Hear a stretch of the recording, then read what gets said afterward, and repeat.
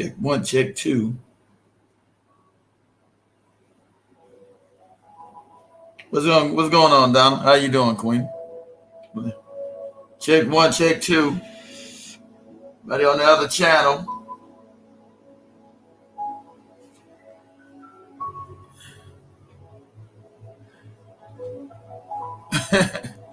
How you doing, sister? We ain't seen you in a minute. Hopefully everything's good with you.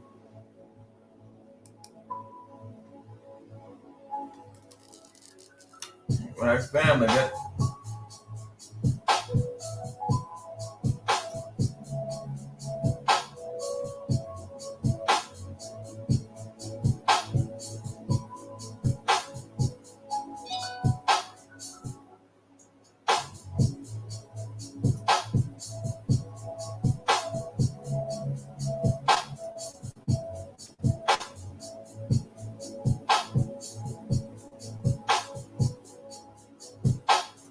Well, the one only got one up. How's it more than one using it? Hold on.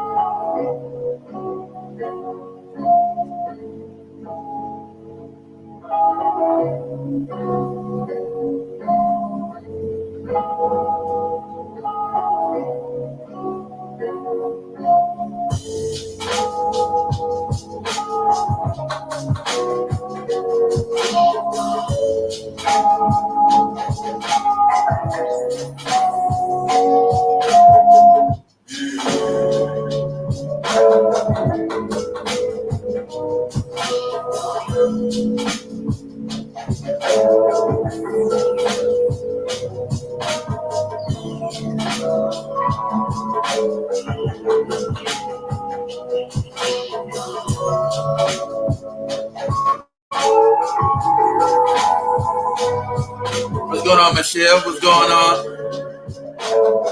What's going on, Robert? How you doing, Robert? What's going on, Robert? What's going on, Mr. True?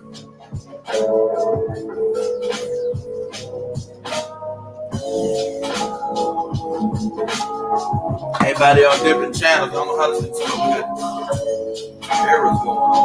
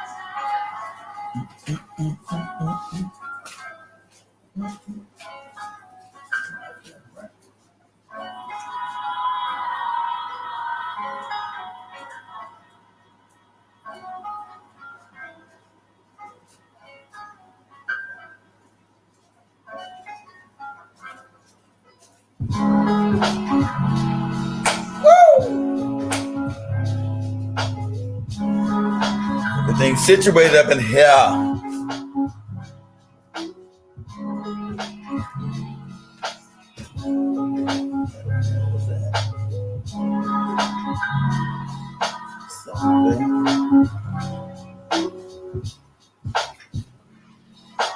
You guys let me know if my sound is okay. Can everybody hear me? Whatever channel you're on, whether you're on YouTube, Facebook, Instagram, Twitter/Periscope. Let me know if everybody can hear me okay.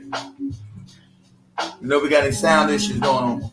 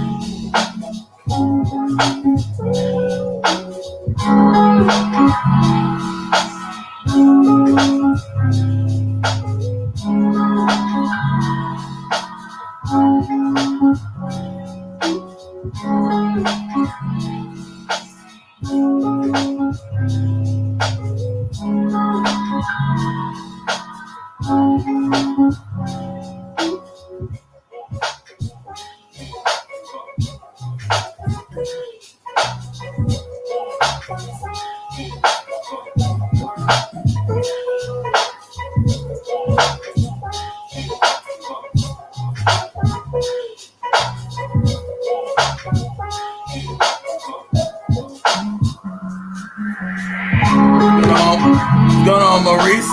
Damn, I ain't seen you in a while, Mo. Yeah, you guys are on the smaller YouTube channel over there, Don and Mr. Truth. That YouTube channel we don't even use. Barely use that one. The other one's down. I was seeing you guys on the other one with Michelle and both Mr. Wins, Robert and Keith Wins. My boy Mo.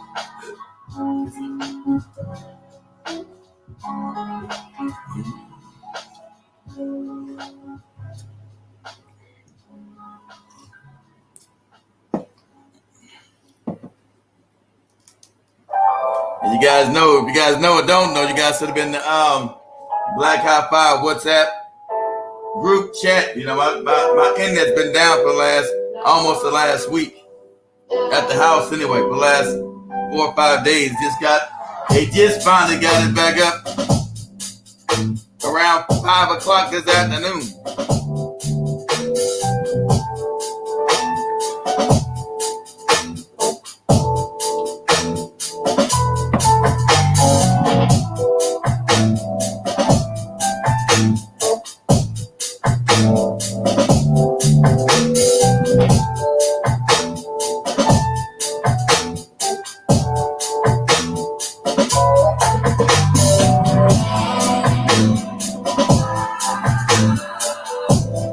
Okay, Mr. Truth, yeah, you made it to the other one? Yeah, I see you made it to the other channel, Mr. Truth, yeah. And most people can't find that one either. The one that got taken down seems to be the one everybody can find.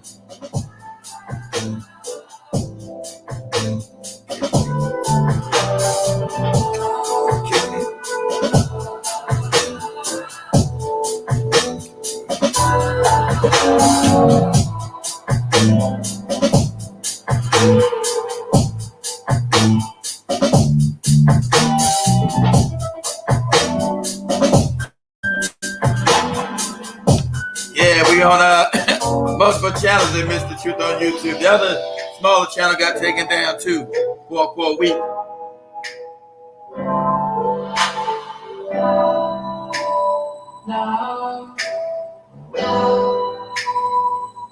You know, we really shadow banned around here.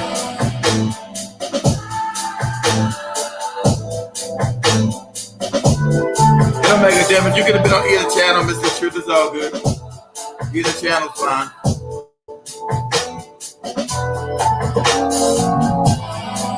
I can hear me 1 2 1 2.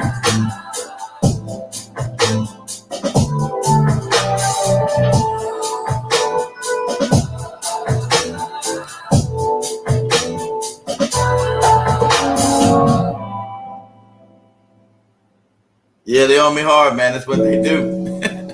That's what they do to me, man. I can't keep the channels up.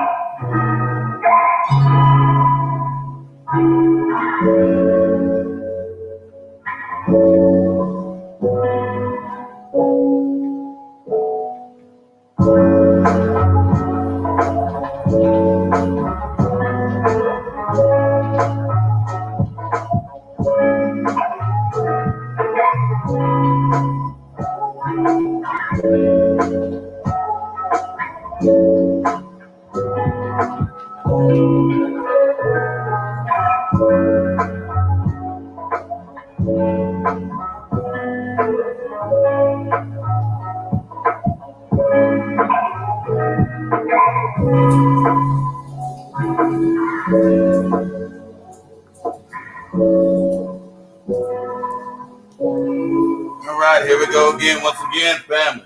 Say welcome back, everybody. Okay. Love to the Melanated family. Let's get the party started like this. Right.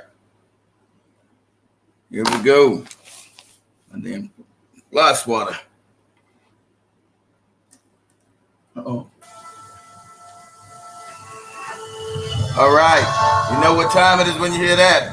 I want to say welcome back to everybody to the Black Hot Fire Network show. I'm your host, Mr. Black Hot Fire. Always on that ass. Now we are broadcasting live from the homeland of the United States of America, all the way over to the motherland of Africa, because we're truly one of the only international radio shows. I want to give a shout out to everybody who watches us on YouTube, everybody on Facebook, everybody on Instagram, everybody on Twitter/Periscope, everybody listening to us on the flagship station, Black Hot Fire Network.com, and all podcasting stations near you. So here we go. Enjoy the ride. Woo! Come on. As you come in, smash that like button for a brother. Let's get this thing started. Black Hot Fire.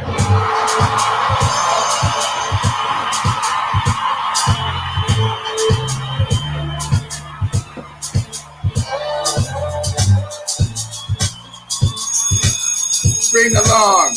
School's back in, stupid. Black Hot Fire. Now don't be afraid. Call in numbers 850-368-9102. I'll be happy to hear from you. Don't be afraid. I'm not going to bite you. 850-368-9102. But I might just give you the word. Black Hot Fire. Come on.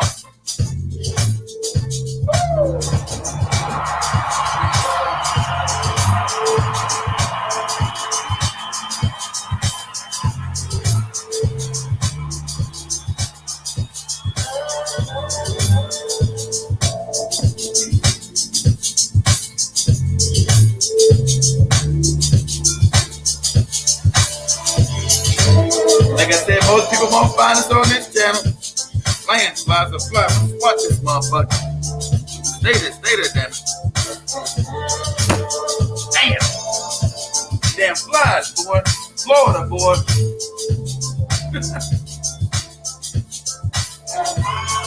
You open your screen door to let the people come in and fix your goddamn internet, and all flies come up in this bitch.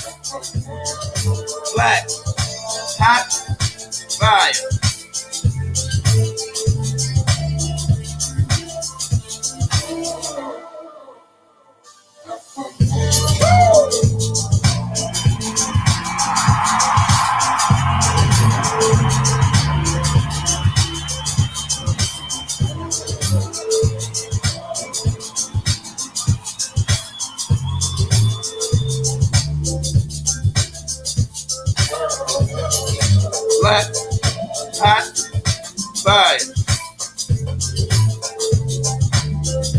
Let's throw on this. Let's throw on this one.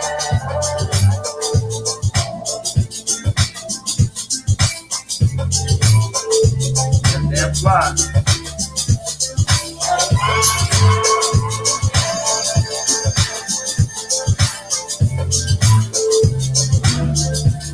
Woo! Black, hot, fire.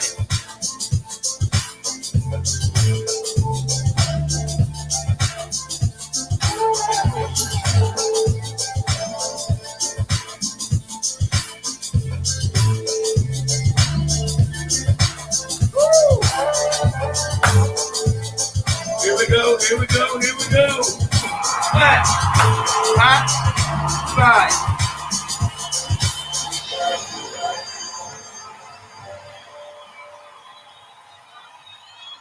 All right. Everybody can hear me okay? Say welcome back to all the melanated family across the globe, right? And we know I want to say, well, happy Juneteenth to all Black Americans who know the holiday. Funny thing about this, a lot of Black people didn't even know of this holiday until maybe the last 10 to 15 years. My family on my father's side, being from Houston, Texas, we've already known this story and lived it for generations. And so it's now become part of the national lexicon of historical incidences concerning Black people in this country, right? And so we've seen another symbolic gesture by the Biden administration, surrounded by all the bootlick, handkerchief head Negros, touting this as a great victory for Black people. Now, I don't want to be offensive to anybody older, the older generations who have fought for this to be a national holiday. These national holidays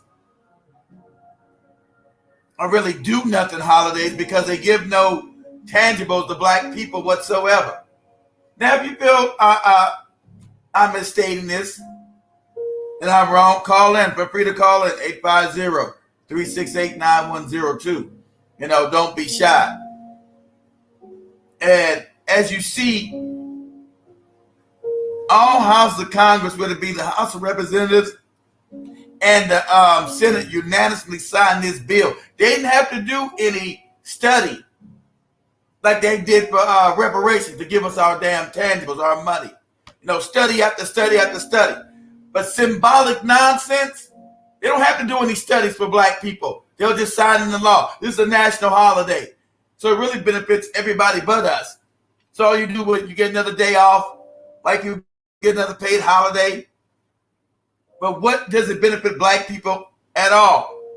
In what way? But of course, the bootlicks are going to use and say, look, Biden actually did something for Black people, which absolutely nothing. Now, I taught you guys, I'm the only one that's been saying this, about that goofy ass Martin Luther King. And you gave him a holiday. And tell me how does it improve Black people's lives? That goofy ass holiday on January the 15th or 14th, 20th, whatever. I don't even know the damn date. 20th, whatever day it is. Tell me how that goofy ass Martin Luther King MLK holiday has improved you and your family's life in one way or the other. Has done nothing to break the back of white supremacy. It's done absolutely nothing.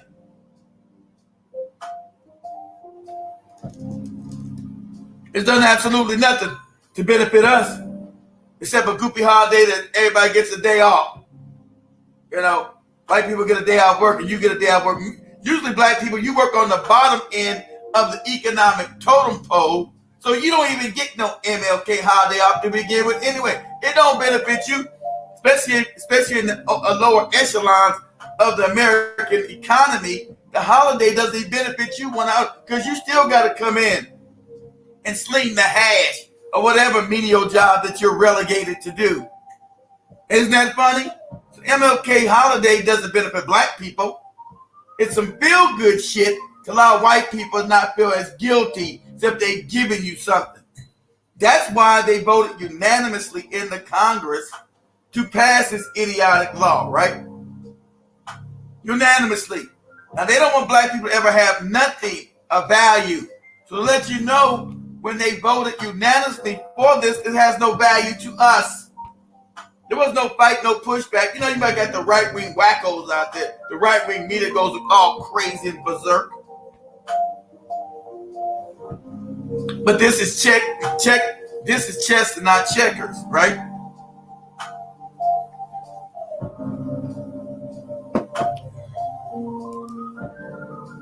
We say, Don, exactly. My co-workers got the fucking day off this federal holiday. This shit was exactly, didn't do nothing for us. Exactly right, Donna. So, exactly right, Donna. You're right. Damn, racists got the holiday off too. Exactly. So the racists always gonna get the holiday off. All it is a do nothing, feel good, symbolistic nonsense, cacophony of nonsense, and it's peddled out to black people as if the Democratic Party brought you some actual tangibles that you can use in your life. But it's absolutely nothing. Now, for those who don't know what Juneteenth is, I will explain it to you if you don't know the history of Juneteenth. Like I said, half of my family, my father's side, comes from Texas. So, by way of Louisiana, right? But more so, you know, being in the state of Texas. So, Texas, 1965, you have the Union Army go down to the Galveston area, Galveston, Texas, and tell the Negros there that they've been free for 2 years. Since the emancipation and what that stupid shit called? What's that shit called? The Emancipation Proclamation. Excuse me. I sound senile like Joe Biden. The Emancipation Proclamation, and that never freed anybody black to begin with. Because if you were below the Mason-Dixon lines during the Civil War, you wouldn't free no way. So as if this some like big surprise that black people were told in 1865 that they were free. They got free along with the rest of the country south of the Mason-Dixon line. But nobody got free from that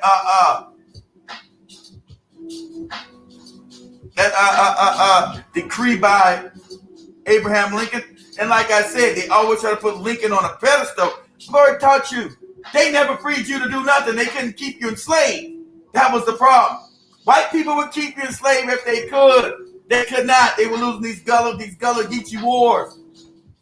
You were fighting back. You were going into homes and strangling white people and killing them in their goddamn beds. So what no goopy ass white man or half mixed mulatto what he was. Abraham Lincoln gave you some Emancipation Proclamation that freed you. He never wanted to free black people anyway. You know, white people try to rewrite it. They love to rewrite history. That's what they do. All right, they love to muddy the waters and make that as if they did some good, righteous thing by you. Oh, you know, Abraham Lincoln, he toiled in the White House and thought about the moral ramifications of keeping black people enslaved. These are the goofy movies that they give you and the idiotic narratives that are not true.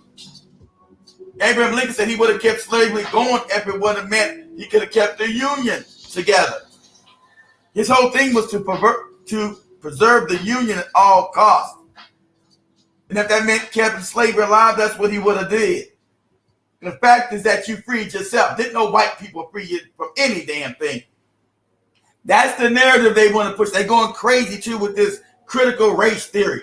I don't even know what this is, but it must be trying to tell them, you know, of the wicked shit that they've done to black people, and now they're all upset, right? Anything that exposes them and be truthful for them, they can never accept the things that they've done. They always want to lie, sugarcoat it, and do revisionist history about everything they've done to black people. That's what you get. All they told you, all their goofy history always goes back to a fairy tale. When you go back just in the Middle Ages and the Dark Ages, always some fairy tale shit. Always some fairy tale Cinderella nonsense. Never that they was foul and funky and eating bodies and, you know, eating maggots. Make a movie about that. Give me a movie on that subject.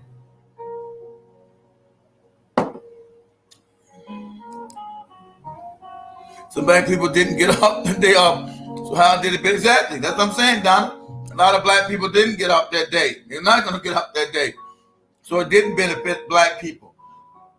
This is more euphemistic, symbolistic nonsense that these handkerchief head bootlicks that you see in the CBC crowding around Biden as he signed this no nothing, do nothing federal holiday into law. The same usual bootlicks were there. And like we said, we know most of the CBC are immigrant Negroes, so the history doesn't even relate to them. That's what makes this so dubious and onus on its face. That's what makes it so onus and dubious on its face, because these Negroes are immigrants. So history doesn't even belong to them. So they want to accommodate the history and say, look what we've done for you Negroes by giving you another do-nothing, useless holiday that benefits white people. You've been on the bottom rung of society. You usually don't get those days off. Isn't that funny? You've been relegated to the bottom of the stratus economically. You don't get these days off. So it doesn't even benefit you because you still got to take your black ass into work. But these immigrant Negroes want to stay up there and bask in the glory of your history and say, look at the bullshit we brought you. Please vote for us. This is what we've done. And to a man and to a folk, every one of these bootlick and handkerchief head sellout Negroes will fight tooth and nail against reparations. Isn't that funny? Tooth and nail against what you actually really need to make you whole once again in this wretched ass racist country. These bootlick and handkerchief head Negroes will fight you tooth and nail not to give you the very thing that you've been asking for a generation. But they'll line up and say, give me the pen. You know, whenever they sign bills, they always get pens. Let me get this pen. You signing the bill, and they use them as momentum. These pens sign this bill.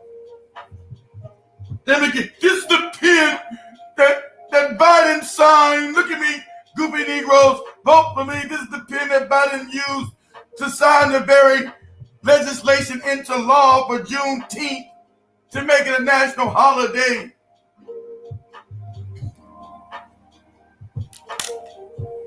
You like, what? We tell the bottom Juneteenth ain't benefit me. I'm gonna catch that fly. I'm gonna catch his ass. How fast I can be. Damn, missed his ass.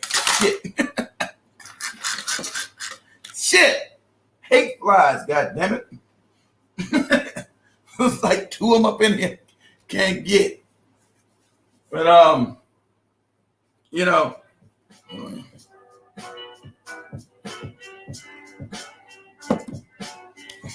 Let me see some of you guys' comments. Ask her to take him with.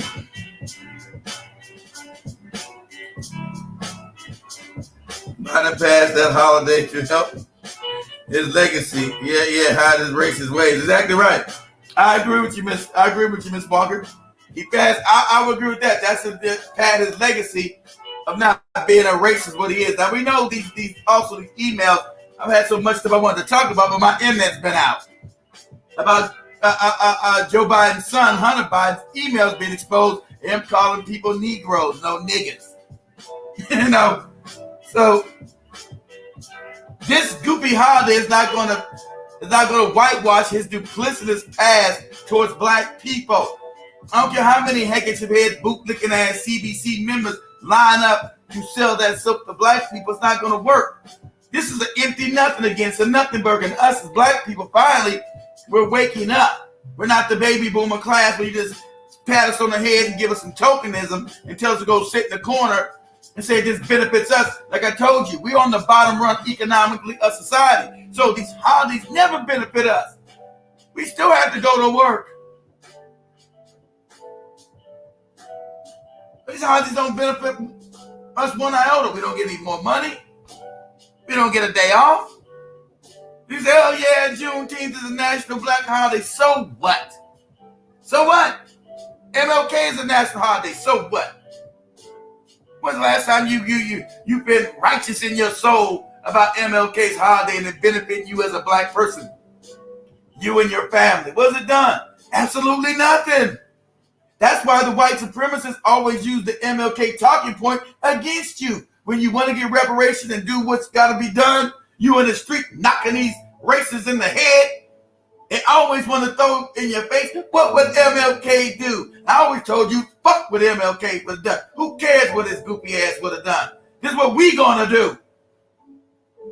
We're not held hostage by that black ops MLK that you threw to black people 50, 60 years ago. We're not held hostage by that nonsense. We've already seen the fruit that it bears has been absolutely nothing. So like last year when we were riding in the streets, all you heard to a fault everywhere. All the right-wingers and handkerchief head Negroes kept saying, what about MLK? You going against MLK's history? Oh, this reflect on MLK. You know, that dog don't hunt no more. Black people say, fuck MLK.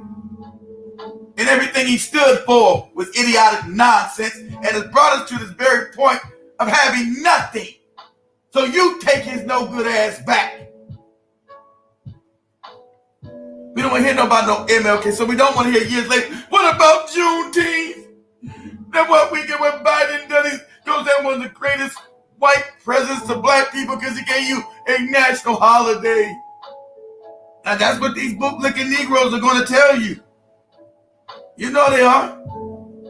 That's going to be the MO.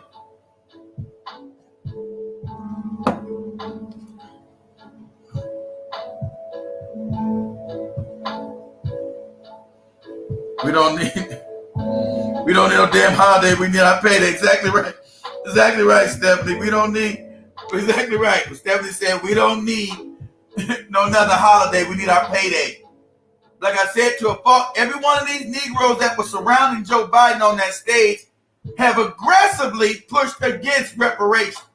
Every last one of them to a fault. So they're not there as allies to black people. For real. For real. They only didn't put up there as an illusionary means of your power. Say that, look at you, you got these people, you have actually political power. When you don't. When you do not. Because the very things that you need that'll make you whole, every one of these bootlick and handkerchief head Negroes from the CBC to the Urban League to the NAACP are against it. It told you goes against the laws of averages. But everyone to a fault came out there, yeah, it's Juneteenth, oh, that's great. We didn't need no hearings. What happened to all the goofy hearings? To sit down and pine this over. Should Juneteenth be a national holiday? We need to bring out a conference, another goofy conference, and another goofy conference to mill over the possibilities of making this a national holiday. We must have a Juneteenth investigation, exploratory board. My fault. We need an exploratory board to find out if Juneteenth is even feasible. Oh, no exploratory board to find out whether Juneteenth is even feasible? And would it make the rest of the country angry? That's what they say reparations. I couldn't do to make people angry. Now, the white supremacists are angry about this. The ones that don't have any power. The other white supremacists know this is a chess move that shut black people up and say, look, the country can't be racist. We gave this know nothing, do nothing holiday. So they're playing chess, not checkers. But the regular, everyday white supremacist, yes. Is he upset? Yes. He's upset. He doesn't realize this takes away nothing from his power. They lose nothing off the chessboard. That's why you didn't have to have a conference to discuss whether or not you were going to have Juneteenth as a national holiday. You understand that? That's why. Yeah, they murdered MLK. They murdered his ass. So, you know, so I feel that we're going to keep on, you know, celebrating useless, do-nothing holidays Well, we've already told you that we must be repaired. We need reparative justice. That's the only thing that we are asking for. That's the only thing that we're going to stop. I mean, that's the only thing that's going to make us stop talking, stop harping. We don't care about any useless holidays, how they signed it so quickly, because it does nothing to take black people from their perpetual bottom. They're being in perpetual servitude to every other race here, whether it be Hispanic, Asian, Caucasian. You are in perpetual servitude. So them giving you some do-nothing holiday doesn't take you out of perpetual servitude. And actually just emphasizes that you're there more, because when the holiday comes up, all these other bumper class races and the Caucasians will take the day off. You, on the other hand, since you are the perpetual underclass, you are the perpetual service class, you would be the one going to work on Juneteenth. Talking about, oh yes, it's Black holiday, Juneteenth. Might be your black ass in there serving, slinging a hash. Like I said, it'll be you in there. Talking about, look at this great Juneteenth.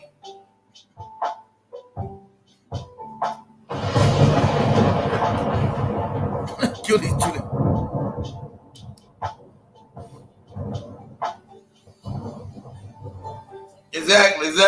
Exactly right, Donna. They just irritated. They know it's no real power. They just irritated. They irritated by it.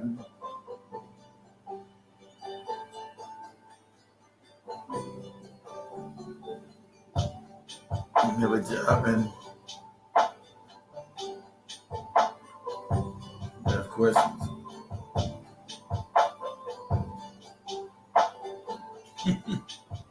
So like I said, make sure everybody smash that like button for me. Smash that like button for a brother wherever you're at on every smaller channel. So I know it's hard to find this channel right here. This channel here is almost non-existent. So we are where we are. I'm about to go and read this article about Joe Biden. Let me pull this up. Let me pull this thing up about this useless ass. Let's pull this up, this useless ass article. So let me read this article.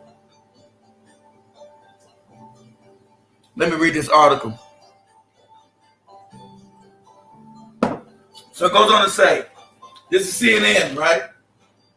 It said President Joe Biden said that signing legislation into law on Thursday establishing June 19th as Juneteenth National Independence Day, a U.S. federal holiday commemorating the end of slavery in the United States, will go down as one of the greatest honors of his presidency. So what he's saying, exactly what Ms. Walker was saying in the chat room, that this is validating him as not being a racist. So this add on to his really torn up legacy. Saying no, because everything prior to this shows him as a no good, openly hostile, racist to black people. But this is supposed to clean up everything by him giving this goofy Juneteenth holiday, which Donna said in the other chat room so apropos does nothing, right? Does nothing to curb the power of white supremacy in the country. Does nothing. So, it takes away nothing from them and gives us absolutely nothing.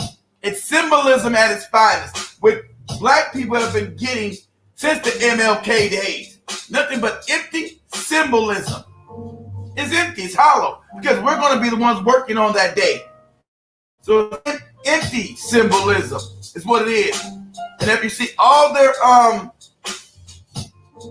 national publications are touting this as a great victory for black people, that lets you know it's bullshit. Because their white media does nothing to uplift black people that's actually beneficial to black people. They do nothing to benefit us. It's the constant berating and tearing down of our image to bring harm against us in the streets, and everybody, all races on code, with pure hatred towards us as a people. That's why their national publications exist. So if they're not trashing black people, you know instinctively what is the trick bag.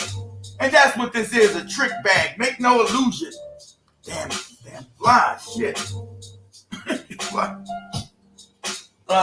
Make no illusion, this is a trick bag. It works for the trick because these bootlick and handkerchief head Negroes get to will themselves out, saying they actually got something for you. Another useless holiday that benefits you in no way, shape, or form. Empty rhetoric, empty euphemism, empty symbolism. Let's go and read the rest of this. I'll say, okay, so he says, I have to say to you, I've only been president for several months, but I think this will go down, just like Ms. Walker said, go down as one of the greatest honors I will have as president. Biden said at the White House during a signing ceremony. I regret that my grandchildren are here because this is really, really, really important moment in our history. By making Juneteenth a federal holiday, all Americans can feel the power of this day and learn from our history and celebrate progress and grapple with the distance we've come. Now, what distance have we come? And the distance we have to travel by said. Now, what distance have we come when we have not been made whole financially? What is he talking about? What idiotic, empty words are we saying? See, empty words, empty rhetoric for an empty do-nothing holiday. Empty symbolism at its best. That's what it's empty. It's hollow. Because it doesn't benefit supposedly the people. Supposedly the people being, i.e. black people, that it's said to benefit. It does nothing for us whatsoever. So you know it's empty and hollow. This is kabuki theater again. It's kabuki theater.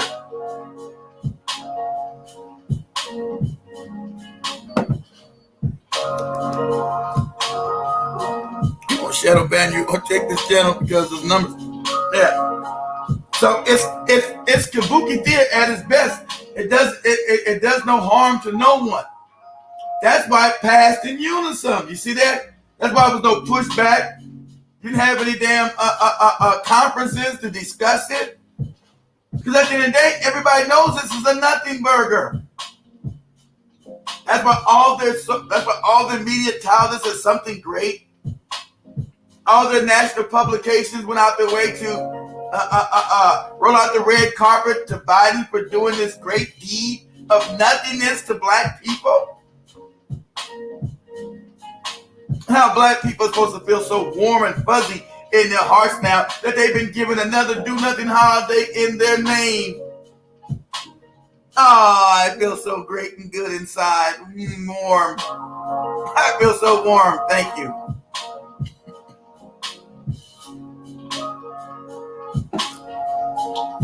Okay, that's it. Okay, let's see.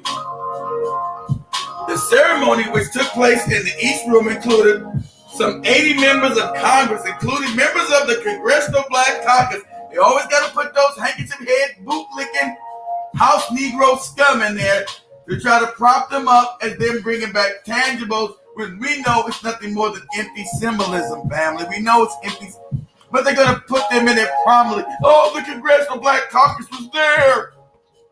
But the Congressional Black Caucus is there when we're trying to get reparations and they're putting up the roadblocks against it. Isn't that funny? They do the real things that would take away from white power and put black people in a better position. The Congressional Black Caucus is there to put roadblocks in the way.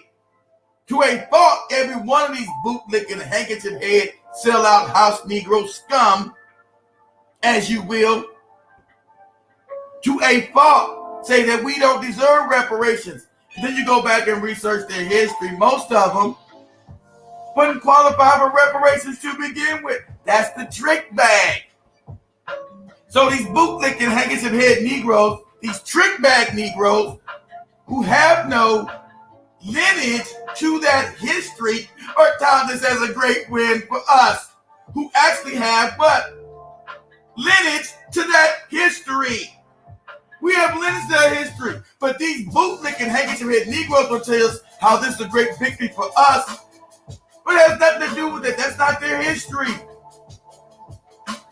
It's not even their history.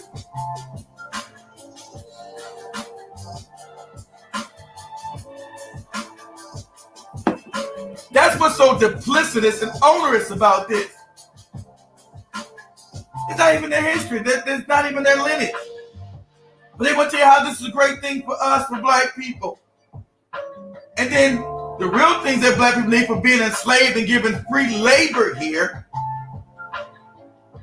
Because the funny thing about it, I think the cats who even left the plantation, because you had a lot of black people leave the plantation, escape, and went to Canada. So we always forget about the Canadian Negro who was on the killing fields of America as well.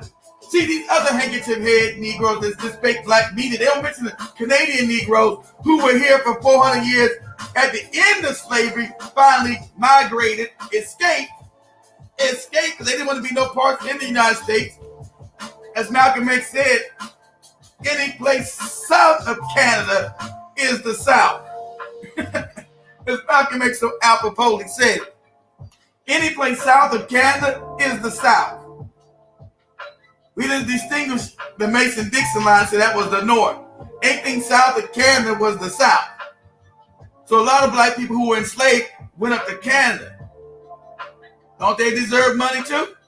How about that? Their families were in the killing fields here, and it's their history as well. Nobody ever thinks about that. How about that?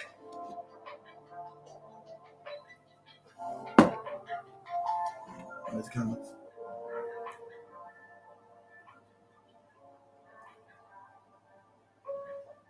What is that? What is Kabuki theater is when somebody, it's a Japanese term. Kabuki theater is when you think you're seeing something that's truthful and it's not. It's a Japanese term to mean you're being lied to, you're being tricked. Kabuki theater. So it's an old Japanese term.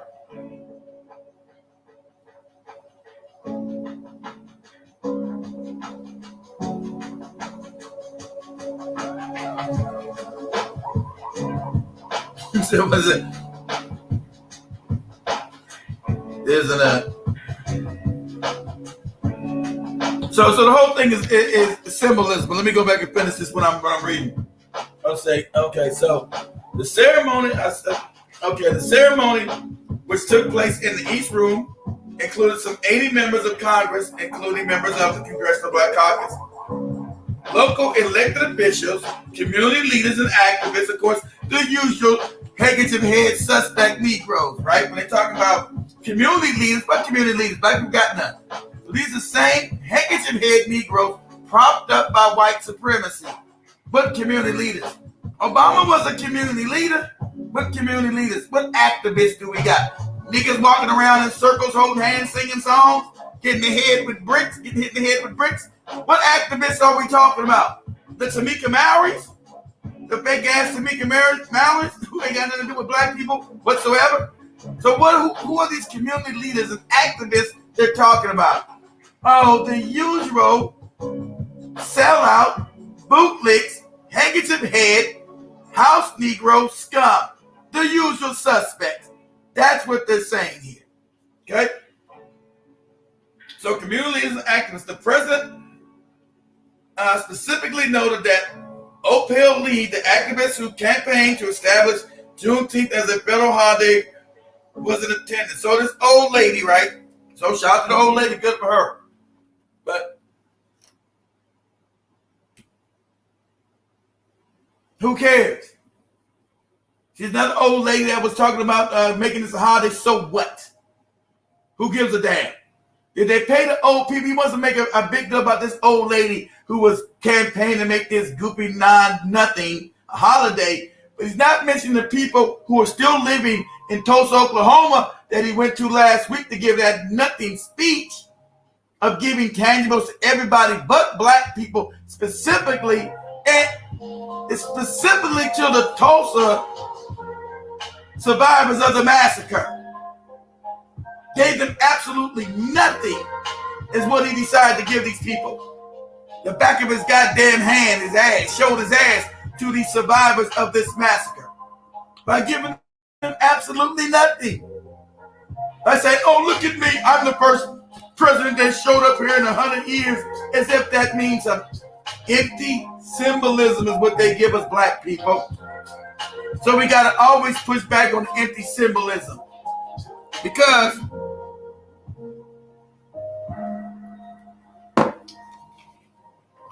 it'd be the same handkerchief head bootlick and Negros who always will tout this as a great achievement for Biden's administration and how it benefited black people, that he showed up and gave a dumbass speech, a speech to nowhere, giving you nothing in the benefit of black people. That's what your Roland Martins and these other handkerchief head bootlicks would tout. We must vote, vote, vote, vote. Now, yes, sir, vote for what? What has Biden given you the last 5 months he's been in office? Oh, absolutely nothing. My father's almost coming on 6 months. It's almost the 20th. Tomorrow's the 20th, so he'll be in there 6 months as of tomorrow. What benefit has Biden been in being the president done for you and your family? Or black people as a whole? You know, it's absolutely nothing. So the handkerchief head bootlicks will always turn and give you and point to this empty symbolism of him going to Tulsa, him making a Juneteenth a national holiday, and say, look at all the great things Biden done for you Negroes. By not changing your economic standing of being on the bottom one iota. By not changing your pecking order, and whether it will change your pecking order or not, we're saying that you are owed this reparative justice for the years of anti-black hatred that you and your relatives have suffered in this raggedy ass country for the last 400 plus years. And the whole idea is to play a game of keep away from black people. That's the idea. Play a game of keep away, hide the hot potato. A game of keep away. They keep giving you symbolistic victories, they call it, which is not a victory at all. But it's to keep away the real thing that you need, which is resources, tangibles, to improve you and your family's life. That's the one thing they don't want to give you. That's the one thing they want to give you, all kind of hearings, committees, and all other kind of heinous ass wicked shit to play a game of keep away, hide the potato from you. But any empty symbolic victory or some Negro being the first, this is the first black man to sit on the Supreme Court. This is the first black woman to be the Housing and Urban Secretary. This is the first black man to be the Secretary of Defense. This is the first black woman to be the Attorney General. Who gives a shit? They're always willing to give you empty symbolism. And sadly enough, the baby booming class have been easily fooled by this idiotic nonsense of symbolism, tokenism. The first black this, the first black that, the first black whatever. At the end of the day, it's changed nothing. It's not been a benefit for you or your family. So we don't give a shit about being the first black any damn thing. Only thing we care about is being the first black people to get our damn reparations. Let's be the first that. First black people to get our reparations from these white savages that stole the planet 400 years ago. Let's be the first black people here in the United States because they owe money globally, but to us, let's be the first black people to get our damn reparations check. Then you can tout me as something great, being the first black this, first black that. We're going to be the first black people to get our damn bread, to get the money that's due us. That's the only thing I want to hear, the first black at anything. We're the first black people to get our damn bread. That's it. Any other thing is useless symbolism to me.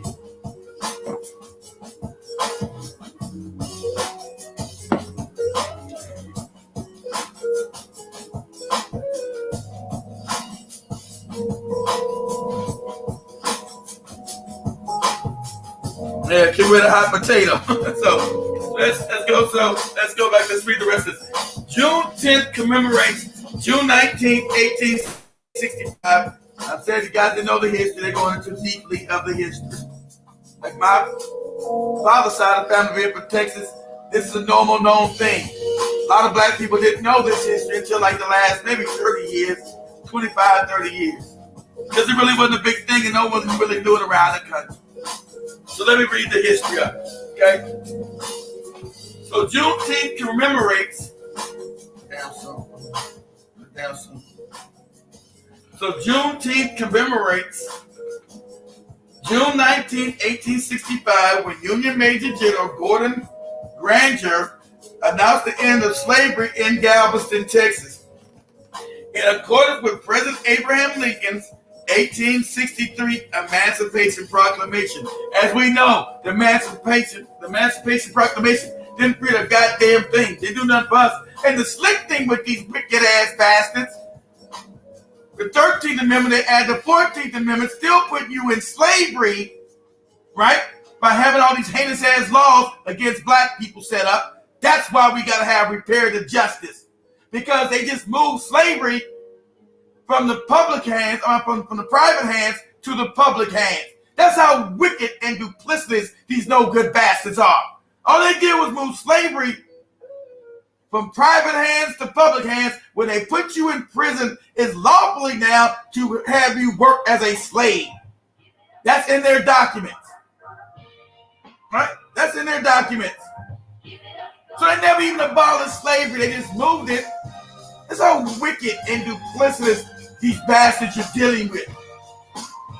So the idea that they can be righteous and give a moral authority to you or anybody else is crazy on its face.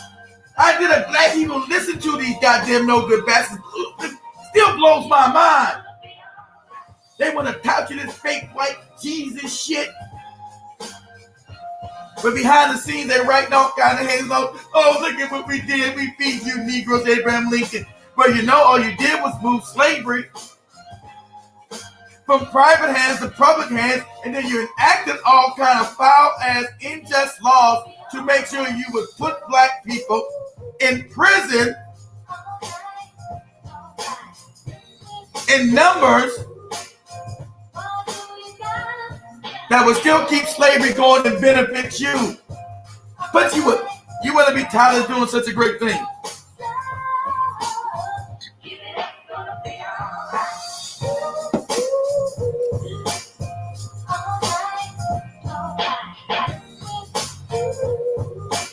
But you want to be tired that you've done such a great thing. You freed the Negroes. And I told you, don't let nobody ever believe, don't nobody ever tell you that white people freed any goddamn thing.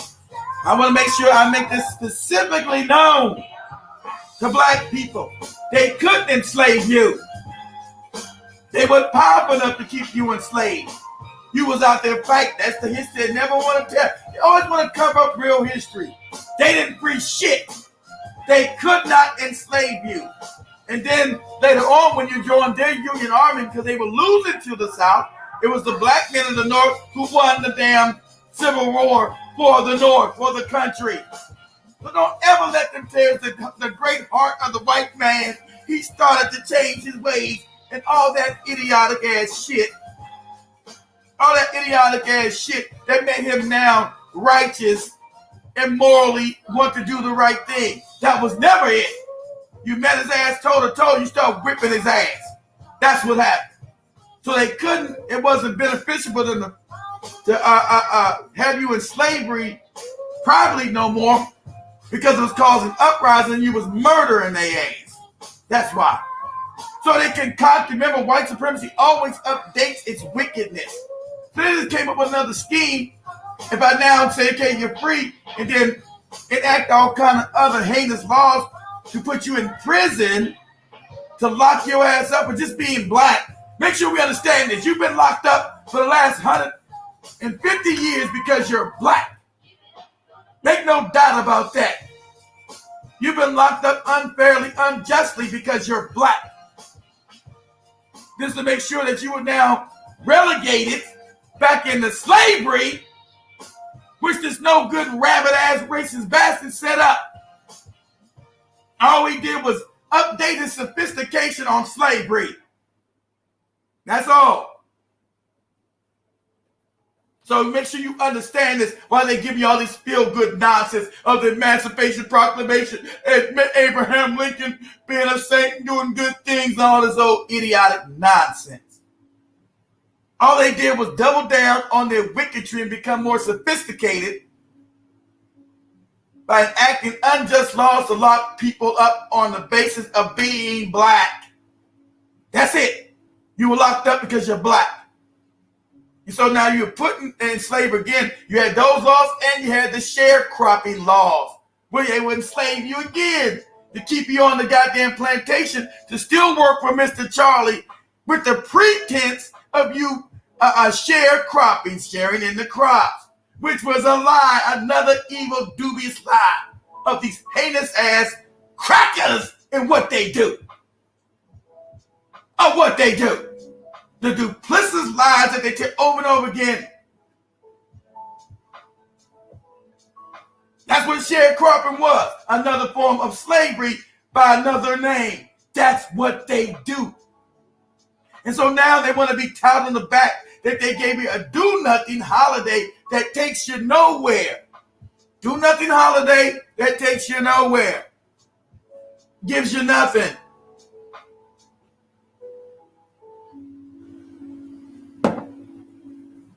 Okay, so it said Biden speaking at the White House alongside Vice President Kamala Harris, another immigrant, has nothing to do with this history whatsoever. Repeated sentiments he relayed when he commemorated the Tulsa race riots, right? Race massacres earlier this year. It wasn't earlier this year, just last week. So I told you the trick bag is already coming in sight. So you got Bootlick and ass Kamala Harris trying to make a big deal about him now doing this. It's just he's building on his black credibility because he went to Tulsa and gave them absolutely nothing. They opened up the bag and there was nothing up in there. What's up in this trick bag? Hand all down the bag. Goddamn, there's nothing in this fucking bag. It's an empty bag. That's right, niggas. It's an empty bag. It's empty bag. Look at it. And so now they tell you now, forward that into the future now with the Juneteenth holiday, you open up the bag and it's another empty bag. What's in the bag? There's nothing in the goddamn bag. It's a trick bag again. You get it? Another damn trick bag. It's a trick bag, Negros. It's a trick bag. Unless you're stupid enough to fall for it. And so that's what Kamala Harris is trying to reiterate to us about the trick bags. To celebrate these trick bags, where you open up the bag and put your hand in it, and you pull out a big old thing of nothing. Put a big old thing of nothing. That's what you pull out, nothing. I'm just going to get this goddamn fly. Stay right there, damn it. Stay right there, fly. There you go. Stay right there. Stay right there, motherfucker. Stay right there. Oh my God, his ass. Put shit flying. Papers, oh my God, his ass. Two of them in here. Trying to get this motherfucker flying around my damn head. So we got a trick bag of nonsense, nothing in the bag, right?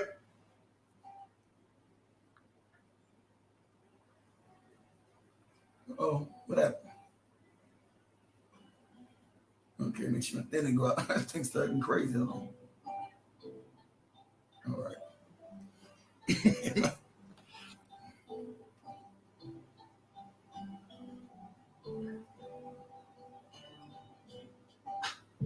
So you got a trick bag of nonsense. So let's go ahead. So Vice President Kamala Harris repeated the sentiments he relayed when he commemorated the Tulsa race massacre earlier this year, that a great nation doesn't ignore their most painful moments. Is that right? They embrace them. Great nations don't walk away. We've come to terms with the mistakes we made, and in reminding those moments, and remembering those moments, we begin to heal and grow stronger. Just a bunch of empty words again about remembering what they've done, but have they compensated what they've done? No.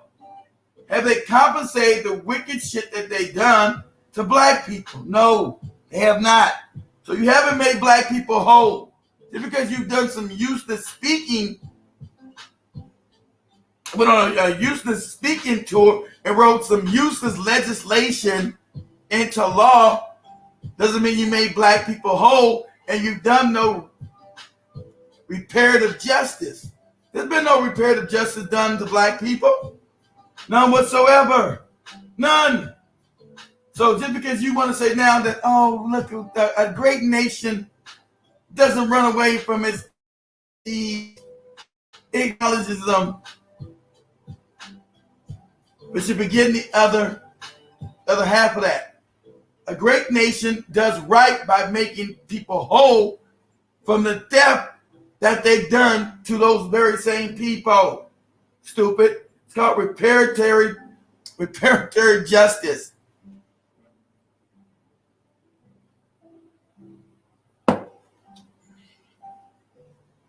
See, the white supremacists always want brownie points and doing useless nothing. Damn, my connection went out. What the fuck happened?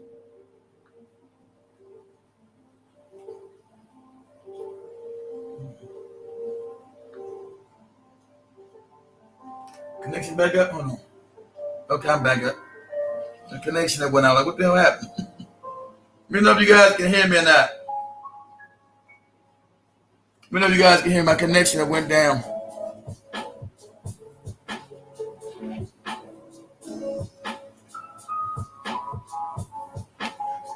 Let me know if you guys can hear me. You guys hear me all right?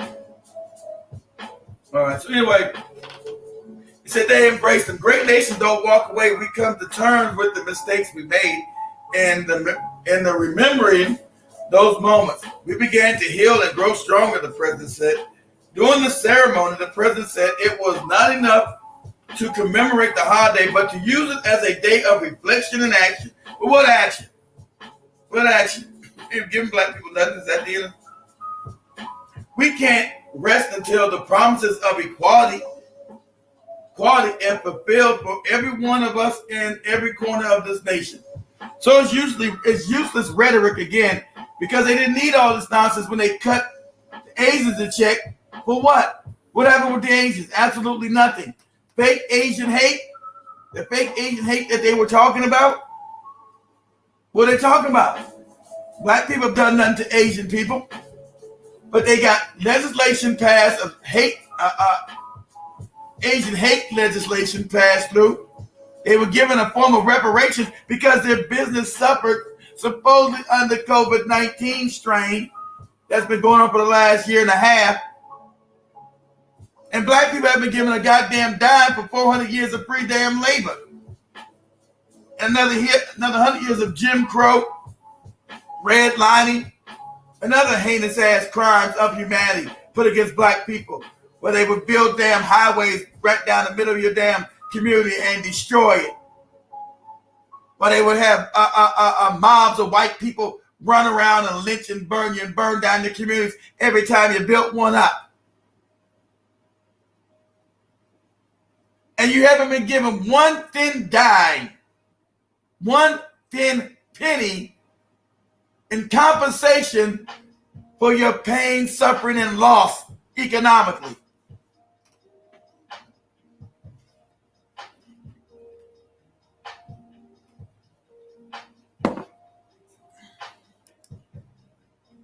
You haven't been given one thin dime for your pain and suffering, nothing.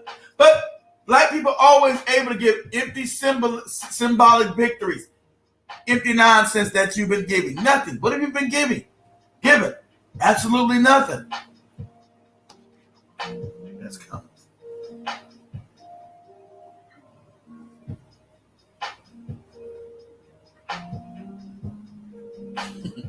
They're still satisfied and proud of the same. That's right, G-Man. That's right. So you got the old Bootlick and Negros who are proud to be on the bottom and have empty symbolic victories. But us, the new and younger generations, Gen X and below, are saying no. You're going to have to bring real tangibles to us. These empty symbolic victories They're not really victories. I already told you. You're going to be the one that's working because you've been put on the bottom realm economically of this society. And so you've been pushed, and don't think this is not on purpose. This is a racial pyramid scheme. This is a caste system. Have no doubt about it.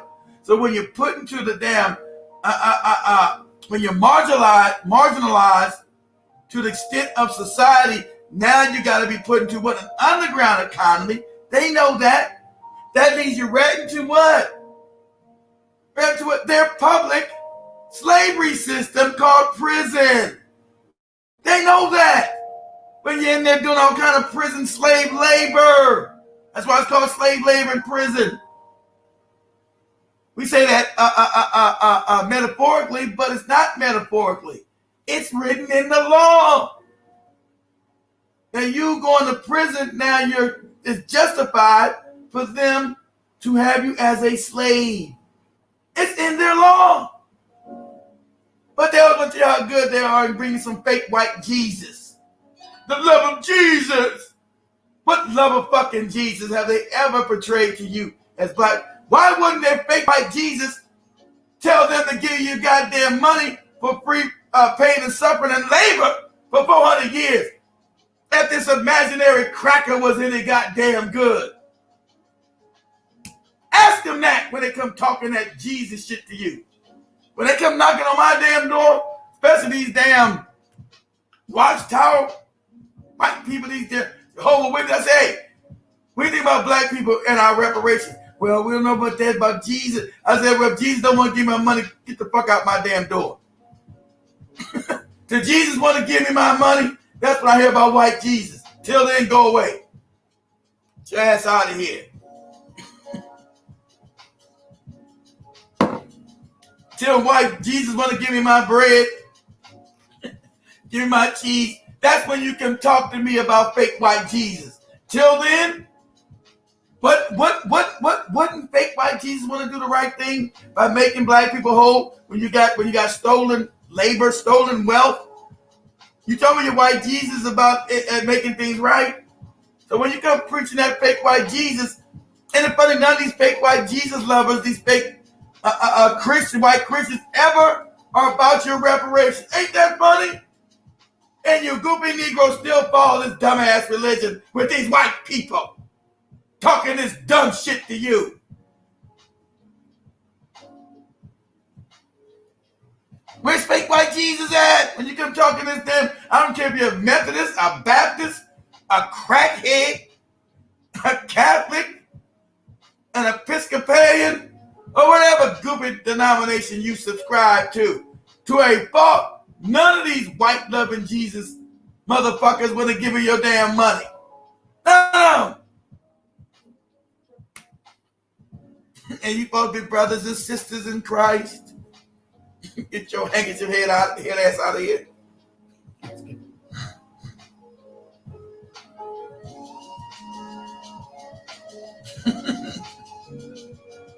Exactly. You're supposed to be giving your daily bread, G-Man. Where's white Jesus with our daily bread? Where's my bread, period, white Jesus? Where's my daily bread at? Okay, let's press this thing. So, okay, the president specifically pointed restricted voting laws. So they talking about the voting shit again, right? Always goes back until you voting for them. They ain't gave you nothing. Always goes back to you doing something that's real tangible for them because you give them power. While they give you nothing, they shit on us as black people. They always go back to putting them back in power so they can do more shitty shit on you and help their people out while they shit on us. Always goes back to this voting nonsense. Always. So Biden also underscored how his White House agenda is working to deliver equity and emphasized that the promise of equity is not going to what? It's not going to fulfill. Somebody wrote this wrong. So long as the scared right to vote remains under attack, right? Scared right to vote. What's scared? Ain't anybody black scared to vote? The president specifically pointed to restrictive voter laws in some states, calling them an assault that offends our very democracy. Black people, you've been given nothing to vote for. So fuck a vote. The vote has done nothing for us. What has voting done for any of these goofy Democrats who still bring you empty rhetoric, empty symbolism? So voting for what? What are we voting for? We haven't got anything for our vote. If anything, we were made laughing stocks around the world for this vote because we're the only people that vote for a group of people that show us that they're not going to do nothing for us. Openly show black people not going to do nothing for you. I mean tangibles, not useless symbolism. I mean actual tangibles. Actual tangibles. And they told you in no uncertain terms, we're not going to do nothing for you. That's what they told the people over in Tulsa. We're not going to do nothing for you. It's going to be about everybody and you get nothing. Means you get nothing. That's what they said over and over again. And it always goes back to this voting shit. Let's get out the hamster wheel of voting, black family, and say, no, we don't give a shit about no vote. It's brought us nothing. Has voting stopped us being locked up exponentially more than any other race of people? We know we've been unfairly targeted for slave labor. Has voting stopped that? Has voting stopped us being able to get loans and open up businesses? Oh, no, again. So what has voting brought to black people that's been tangible and in our benefit? Oh, absolutely nothing. Absolutely nothing. You can't show me one thing your vote has done to help black people in any way significantly. And I'll wait. Call up 850-368-9102. Call up and get this goddamn work. I want some handkerchief head Negro to call me and tell me what your vote has done. And that's voting for this no good, rabbit ass, racist Democratic Party has done for us. Call up. Let me know. I want to hear from you. Let me know. Because all you Negroes with the fake shaming ain't going to work no more. Because you can't show me nothing that the Democrat, we don't even know, I'm not talking about the Republican Party, because that doesn't apply to us. Most black people are Democrats and been voting for this no good party. So I'm not even putting the Republican Party in this. I'm talking about all you Negroes before November 4th of last year. Said we got to vote for Biden. We got to get Trump out of there because we got to get something good. We got to do. Everything's going to be great when we get Biden in there. Biden. I want you motherfuckers to call up now and get this goddamn work.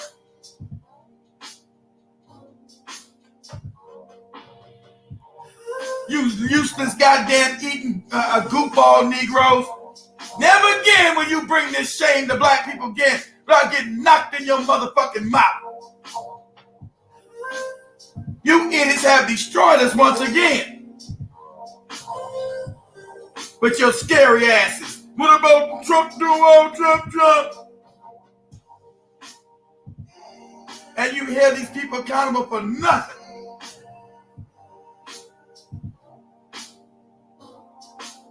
But we getting farther and farther in a goddamn rabbit hole economically.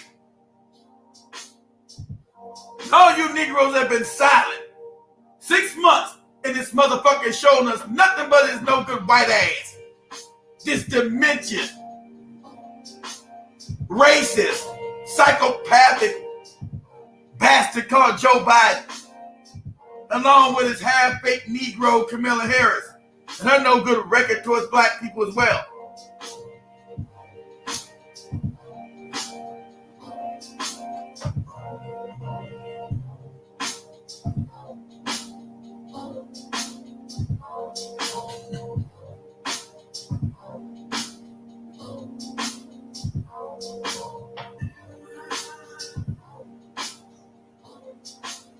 I want one of you goofball Negroes to call in and defend Joe Biden and Kamala Harris 6 months in office towards black people and what they've done for black people in the benefit of black people. Since you told me that we're going to do all these great things and we had to vote for this no good geriatric dementia-ridden, racist-ass bastard. That's what you told me. Now all you fake-ass Negroes that went silent on me, where you at? Come get this goddamn work. Come get it. I want you to explain to me logically the benefits of all black people vote for Biden. I want you to explain your goddamn position to me. Logically. You're not going to do it because there's none. Because you're idiots.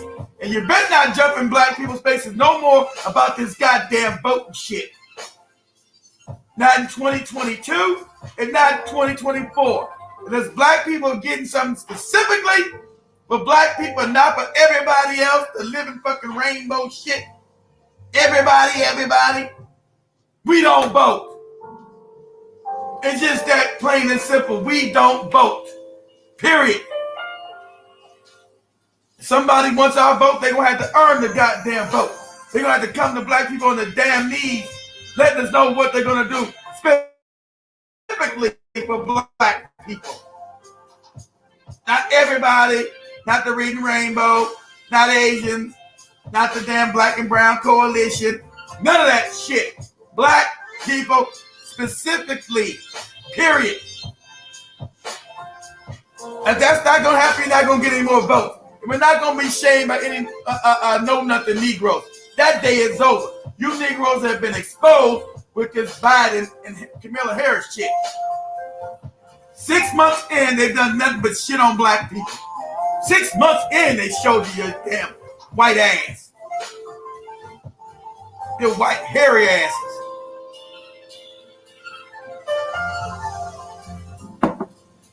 Let's go. So let's go and say, the holiday is the first federal holiday established since, here we go.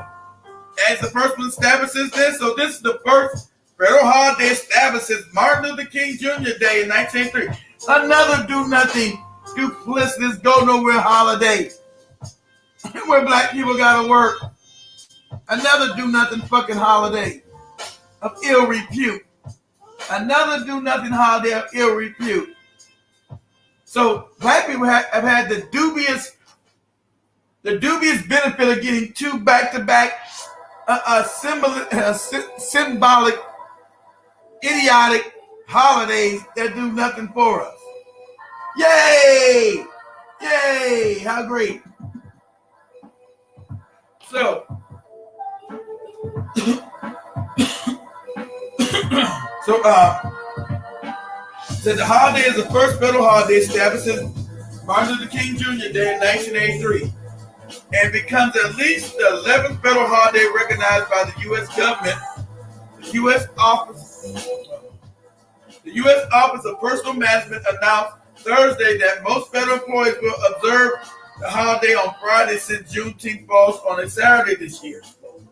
The legislation, which was passed by Congress on Wednesday, gained momentum following Black Lives Matter protests sparked by the police killing of George Floyd last year. It was also spurred after Democrats won the White House and control of the House of Representatives and the U.S. Senate. So they were able to get that through since they controlled the White House and the U.S. Senate. But they weren't able to give you health care and they weren't able to get you goddamn reparations. See, they tout this now as a great achievement because they got control of both houses of Congress, the Senate and the do-nothing House of Representatives. But when the things that you really need, oh no, we can't do nothing. We don't have enough people. We got the Republicans. You're calling in. Let me see what we got going. Hold on. Oh, good. Is this a handkerchief head? Hold on, y'all. I got it. I always don't never fix this thing right. Hold on, y'all. Give me a second. Who we got calling in?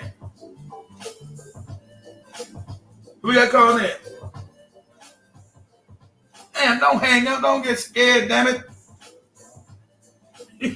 Damn. I was getting happy. Shit. Damn.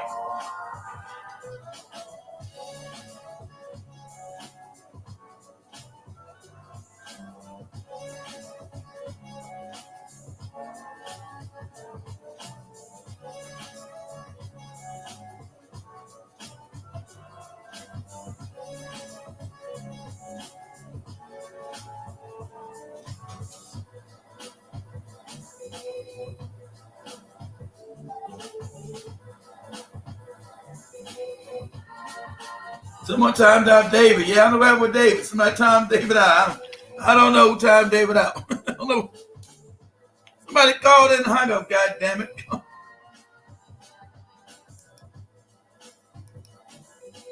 Where?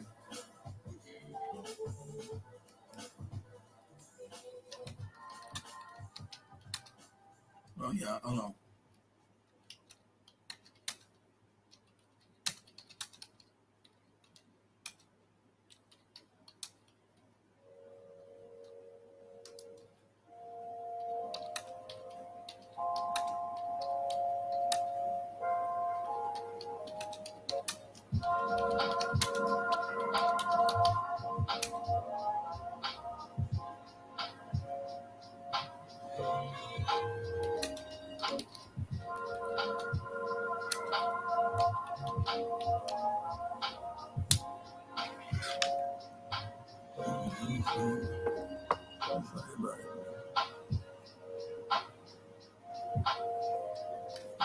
All right, y'all. So let me read the rest of this junk.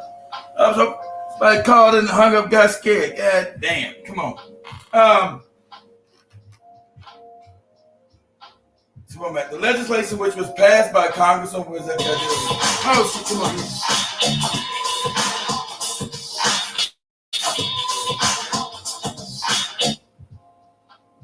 All right, who we got calling in? If we took a holiday. Who was this? If we took a holiday. They took a who to what? You niggas will celebrate. What? I can't hear you saying. What the hell is this? What the hell? If we took a holiday. You took a holiday. Who's this big cheese crazy ass? If we took a holiday. You niggas will celebrate. Who the hell is this big cheese ass? Who the hell is this? Hey man, where you at, man? We out here celebrating Juneteenth, man. We're playing holidays on Madonna. We drinking gin, free of tips. What ain't been working for us, man? Let's drinking gin and having a holiday shit. We ain't got no damn money to buy no damn gin shit. We need our damn bread, damn it. Man, they out here, goddammit. They had the damn Juneteenth parade. It's jumping, boy. I tell you, they got the black woman lead. All right. Well, how the hell we gonna afford the goddamn Tariq Museum without our damn bread, man? Hey, are you going to donate to the butt breaking on Crenshaw Museum? I'm trying to. I can't do it without my damn Juneteenth reparations money, damn it. If I'm gonna be donating to all kind of nail-to-well goopy ass projects, I need my bread. Go ahead. I know one goddamn thing. You and me is gonna start roasting my ass about this goddamn $20 DVD I bought. I didn't never roast you about this shit. That's probably this ass. That probably this. You watch that shit. It's probably the same usual suspects, the same goopy niggas that's been Hidden Colors 29 and goddamn the damn 1804 movie and all the same motherfucking same cast of goopy niggas talking about the same shit. You know what? They butt breaking, they digging your ass and pull your dick. Every time you say, every time on the show you say, and all you stupid motherfuckers that bought that DVD, we always type in the chat, I be like, you motherfucker.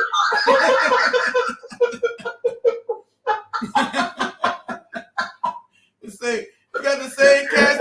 You don't never change up the cast of characters. You always got all these conmen ass. I'm sure Boyce walking moist ass in there. He probably can talk about butt broken with his butt broken ass. Goddamn Moist Watkins ass. Goddamn the other movie had that homeless ass goddamn con man, polite. They always got a band of con men. Then when they get caught in their shit, he don't know nothing. I ain't heard nothing about it. I don't know what they've been doing. What's going on? Did you notice that he can't I know place, you got to build it from the ground up, so you're gonna need more money.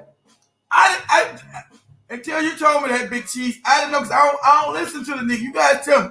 So I went and looked at it. I said, this motherfucker did set up a crowdfund, and this motherfucker ain't got no damn shame. This goofy nigga ain't got no shame. He do business. Your business is always begging, nigga. You don't got no business. If you had a business, you would be putting the money up to start the goddamn fucking museum. I say, hey, what's my return on investment? If I'm giving you the money to start this shit, what percentage do I own? Well, you don't own nothing, family. You gotta come in and pay like everybody else. This will be my shit.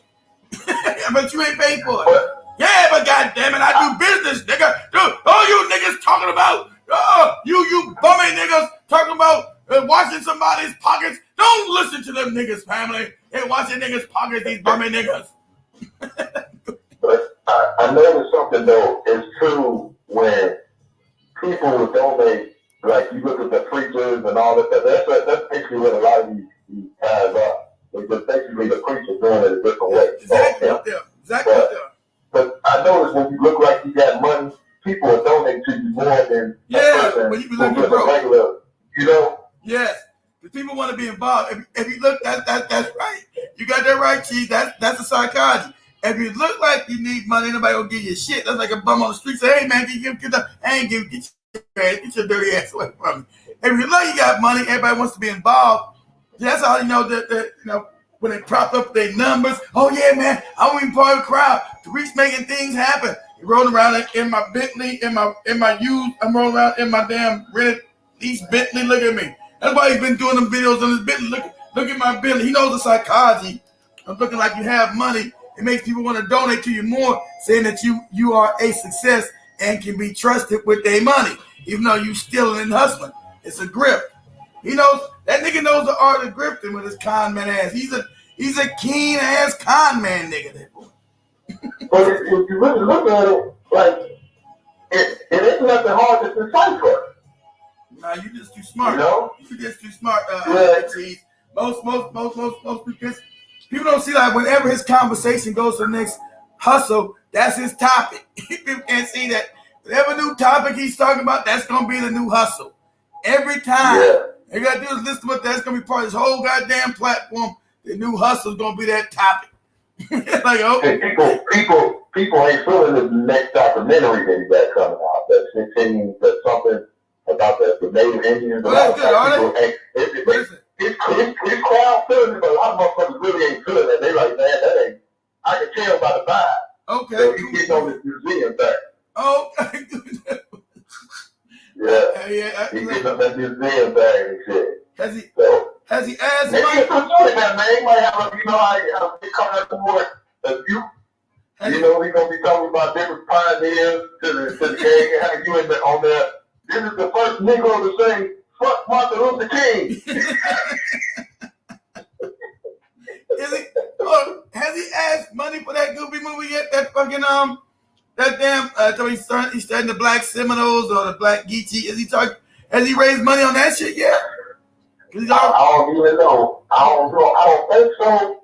They're talking about it. Like, he's going hard in the paint for the museum. That's it. Everybody knows that's the Umar Hustle scam and shit. He's asking for $2 million or some shit. You know, look at me, I built. So what he does, he's funding you guys to build his own network where he can do his own goofy lectures. He can do his own goofy movies, and you can pay you guys to come in and watch some shit about three fucking movies. This is the history of butt breaking right here. This is the history of Hidden Colors 28. Look at the DVD. Oh yeah.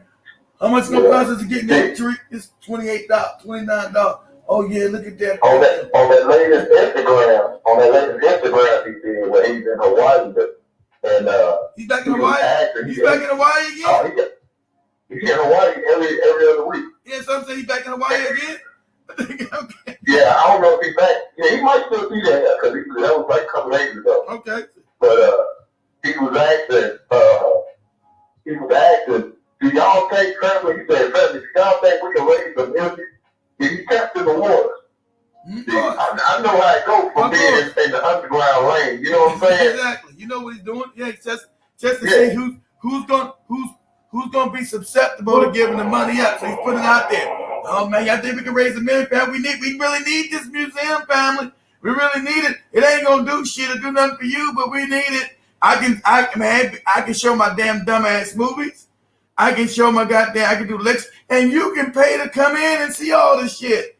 See how that works? And that's our museum, family.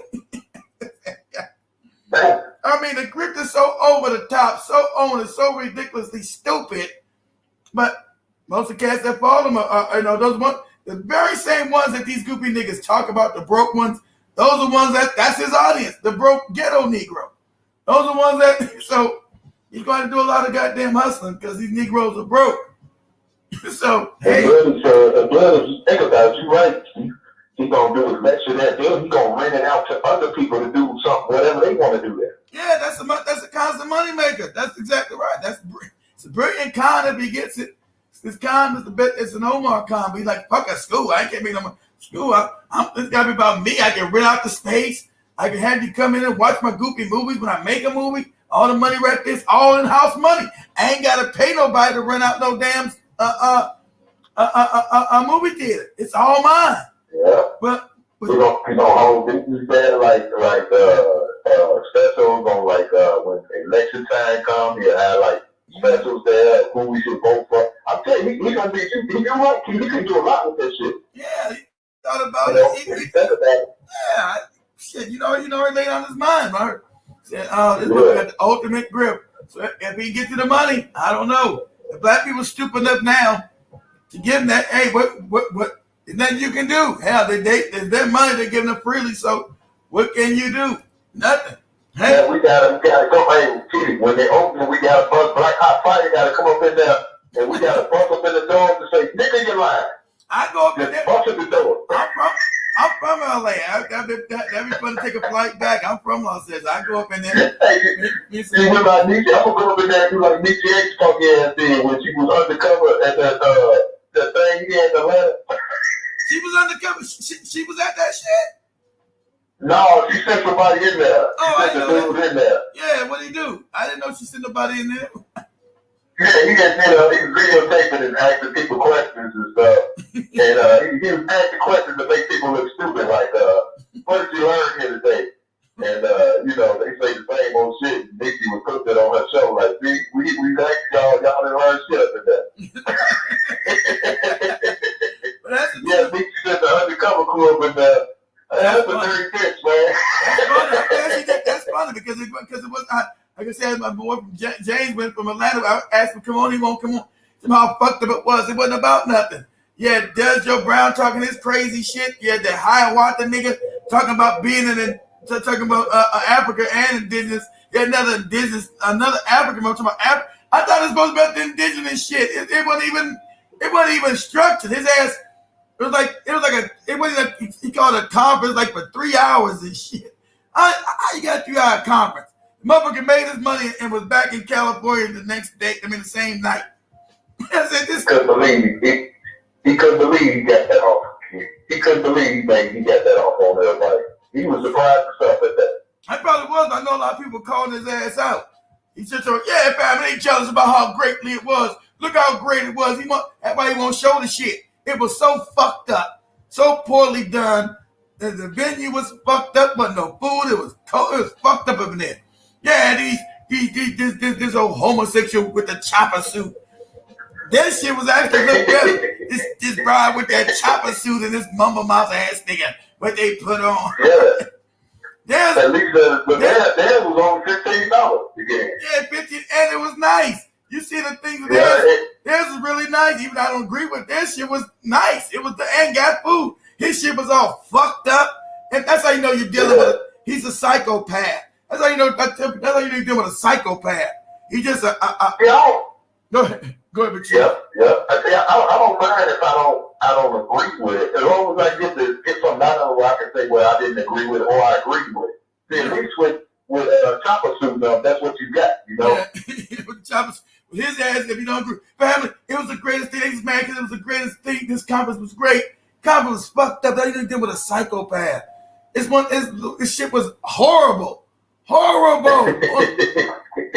This nigga's a psychopath. He wanted to just, yeah, it was the greatest thing, man. This thing was great, man. Everybody, yeah, people just jealous how other success it was. I said, this motherfucker, you're dealing with a psychopath, man. When a motherfucker double down on a lie like that, you're dealing with a psychopath. This nigga's just, because he's not a sociopath. Sociopath don't know this nigga's a psychopath because he knows he's lying. This nigga's a psychopath. Like, God damn. Oh, yeah, man, it's the greatest thing. They jealous of it. Does it what? The bad lighting when shit in there is all fucked up. What are you talking about? Motherfucker's a psychopath.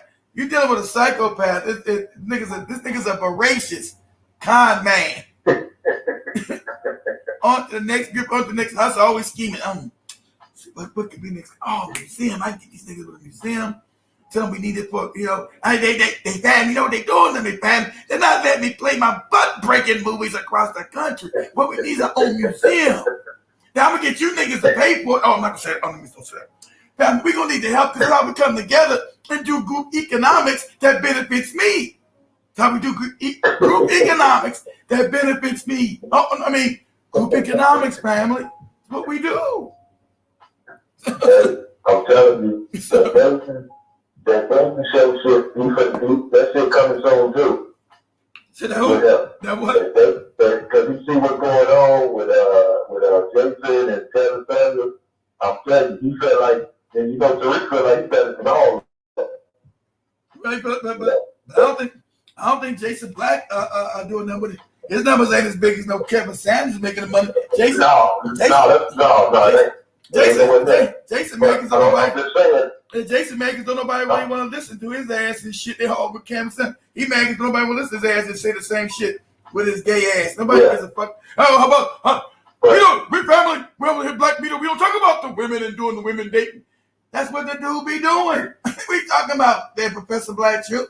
Motherfucker be doing, hey, do you think a high value man can get your coochie? Yeah, I'll tell you about getting the coochie and what you do. Listen to me. You never seen me with no woman. You never seen me anyway deal with no woman, but just listen to me say stupid shit. Okay. It's a dude that told him that too. He told him, he said, man, he said, you not showing yourself. He said, Kevin Samuels showing himself talking to women. He said, you not acting behind the mic. He said, he went off on that motherfucker. Oh, he did. He said, you bastard, baby, make it old nigga. He said, this is a failure. You're listening to a failure. But dude was trying to make you not showing yourself, man. Nobody. You're not showing yourself. Exactly. Nobody trusts you. Nobody trusts you. Tariq was able to get Kevin Samuels. If Tariq started doing this, that's why I'm thinking about he might try to do it too. Because he'd be able to get Kevin Samuels on the show with him. He would, but he wouldn't even give a shit because he's supposed to be. The funny part with him, Tariq don't have no loyalty but to the money. Now all these Negros that gripped it over to him to try to catch his numbers and has helped the Black Authority. But if he feel like he can get some money fucking with Kevin Samuels, he won't care what kind of beat this Black Authority nigga got with him. Fuck his ass. You off to the side, nigga. Get out of here. So I never seen your goopy ass to begin with. And since Tariq's audience is bigger than his, he don't care about what the fuck he would say anyway. He would destroy the Black Authority. Black Authority knows that, so he keeps his damn mouth shut. He's not witty enough, funny enough to actually say something, so he'll just shut the fuck up and let Tariq do him and say, wait, man, I thought your boy, the Black Authority, had a problem with Kevin Samuels. I ain't got nothing to do with that, fam. I ain't got no problem with neither one of them. So we're going to do what Kevin Samuels do what we got to do to make this money. So that's what he'll do. That nigga don't have no loyalty. Before I go, you can, you check out one of Cynthia Jew's latest videos, man. She done went full bad with this, man. She talking to a cold-blooded white supremacist on her show. Just having a good time. I haven't seen that crazy motherfucker. I might have to start some dust and start trouble, start making videos about her crazy ass. Because I haven't seen her in years. What's the name of the damn what's the name of the damn? It got white fatty in the title. It was, she made it like 2 days ago, but it really, it's painful, man, that serious with her. That she talking to a cold-blooded white supremacist, and he keeping fake praise on black women and talking about black women just as strong as white men, you know, and she eat that shit up. And black men are just, you know, just weak and ain't nothing. And she's talking to a cold-blooded white person, man. But that's the name of the title is White Zaddy, something for White Zaddy. But that's who she's always been. I don't know why people don't understand that. All that fake black shit. When she was, that shit was all phony. So this bitch, that's another fake bitch who having the money. That's gonna make her money now because you know you got a bunch of black women who feel hurt and fucked up and hate being black. So they're gonna and always YouTube is always gonna prop up these goofball Negros who destroy us from within. Always. Remember, the numbers are always going to be high. These Negros. That's who all high. Yeah, all the high numbers are just coons, bad winters, bad bucks, anything that just ain't talking about nothing or talking about how black people ain't shit, black women ain't shit, black men ain't shit. That's what it's sad, man. That's what they go in the algorithm. I just say one thing on the smaller channel get taken down at the small. I say just a little bit of truth. I'm not even in the goddamn algorithm. You can't even find the channels of you. And I still get taken down because unless you've got some fuckery going on with black people, Tariq is fuckery. Jason Black is fuckery. They're never going to talk about what's actually really happening in the community to us, especially with this fake, you know what going on with this virus. And if I told the Negroes don't mention nothing, like it don't exist. They the black media, but they don't talk about the most important thing happening to black people right now is getting this you know what and trying to make people get this you know. They don't even mention this shit at all. That's how you know these niggas are bought and paid for. They got nothing to do with black people. So like I said, I want the smoke. All these niggas know who I am. Come give me the smoke. And you talk about my numbers to go back up. They've been told don't bring his name up. He'll be known again. Don't do that. I love to get him. You know, some of their fans listen to you and they reporting back to him, but they gonna sue him. They ain't gonna say your name, but they gonna let you know that they talking about you. I know. Jason was talking about me a couple of years. I knew he was talking. I knew Tariq was just stealing shows outright. This shit was fun. I was fucking him up on purpose to see if he was listening. So I would fuck up the show and he'd say the shit all wrong. Yeah. How about 3 years ago? He don't ago? never do research. Nah. I don't think if he do a one-on-one against somebody, intelligent white suburban, I'll be embarrassed, man. I can do a better job. I'm exactly. Well-read yourself. Exactly, Big Cheese. When he lost against you gotta be crazy. And no white people think I lost to Jared Taylor. You did, Negro. You was embarrassed. You was an embarrassment. But how dare you talk about you love white people if you say I lost. Motherfucker, you lost, dummy. You sound like a complete moron. Because that's what you are. He started acting like his headphones wasn't working. Yeah. So if you say I lost, then nigga, you are a white supremacist lover. And they talking about dummy. They should have never got you. You're a moron. And you lost to that white man saying dumb shit. Okay, hey, brother T, very good talking to you, man. I'll be talking to you soon. All right, man. I'm going to sit back and listen to the chat, man. All right. You know, Black High Five. What's up, Big Chief? Black High Five. What we do? Why are you sending me this shit, Dan? I'm busy.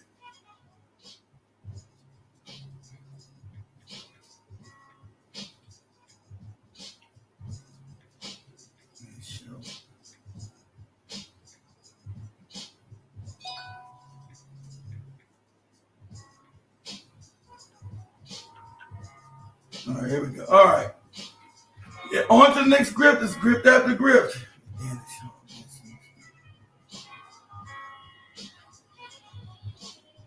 It's grift after grift, family. Oh, yeah, Tommy Soda Moist. Yeah, me too. I ain't seen that Negro in years. Me too, Don. I got a Tommy Soda Moisture out there. Like, what the fuck is this? Because they promote that bullshit. I ain't seen that goopy. That's another psychopathic ass nutty Negro. I ain't seen that motherfucker in years. It just can't come my feet. What's with this Tommy Soda Moisture shit showing up? Crazy. But anyway, let me finish this up. It says the legislation which was passed by Congress on Wednesday gained momentum following Black Lives Matter protests sparked by the police killing of George Floyd last year. It was also spurred after Democrats won the White House, blah, blah, blah, said that.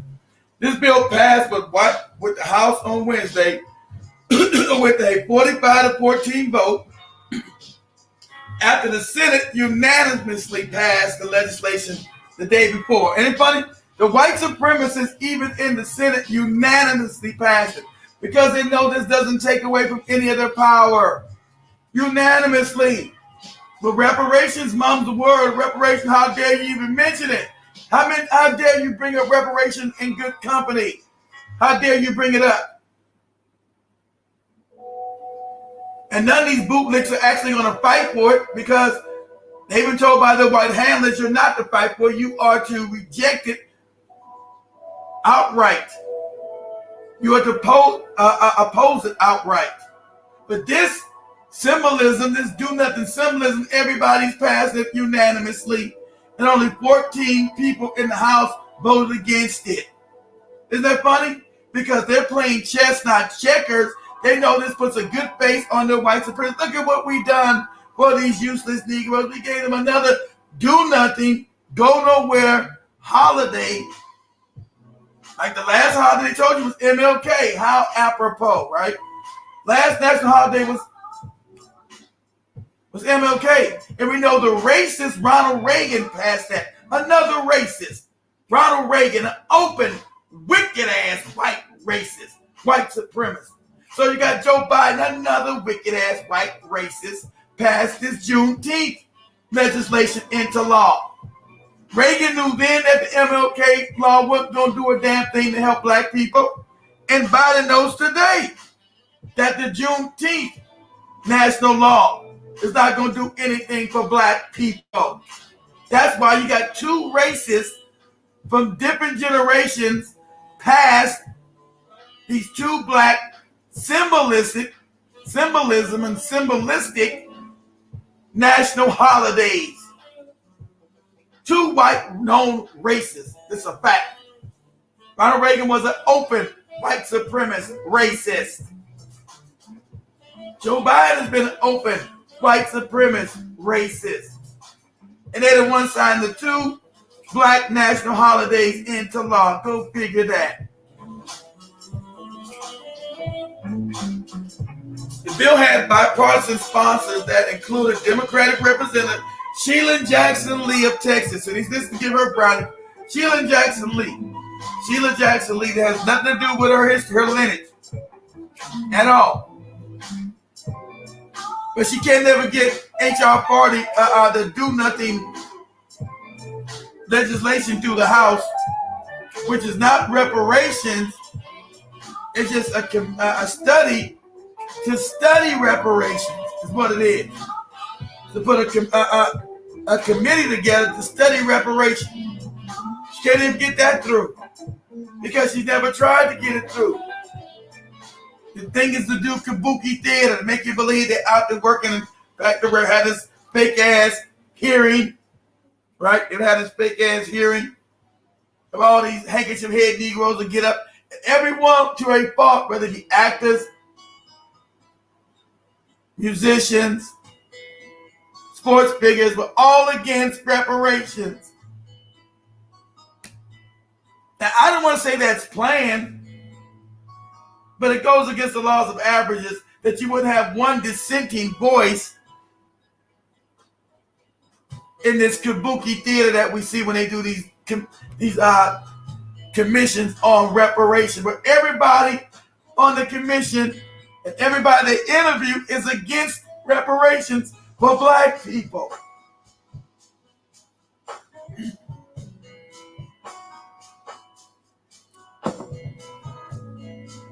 So let's go. So it said the bill had bipartisan support, including Democratic Representative Sheila Jackson Lee of Texas, Republican Senator John Cornyn of Texas, and Democratic Senator Ed Markey of Massachusetts. At the White House on Thursday, Biden lauded members of Congress for the bipartisan effort, saying, "I hope this is the beginning of a change in the way we deal with one another." He told reporters ahead of the final passage of the bill, "What I see here today is racial divide crumbling." No, it's not, because it does nothing. How's this deal with the racial wealth gap? How's this? He's talking about this, the racial divide crumbling. How? When the racial divide is giving up nothing tangible to black people. So the divide is still just as wide. The cavern is just as wide as it's ever been. You giving me a do-nothing holiday does not shrink the divide, because it has not shrink the national wealth gap. The racial wealth gap, excuse me.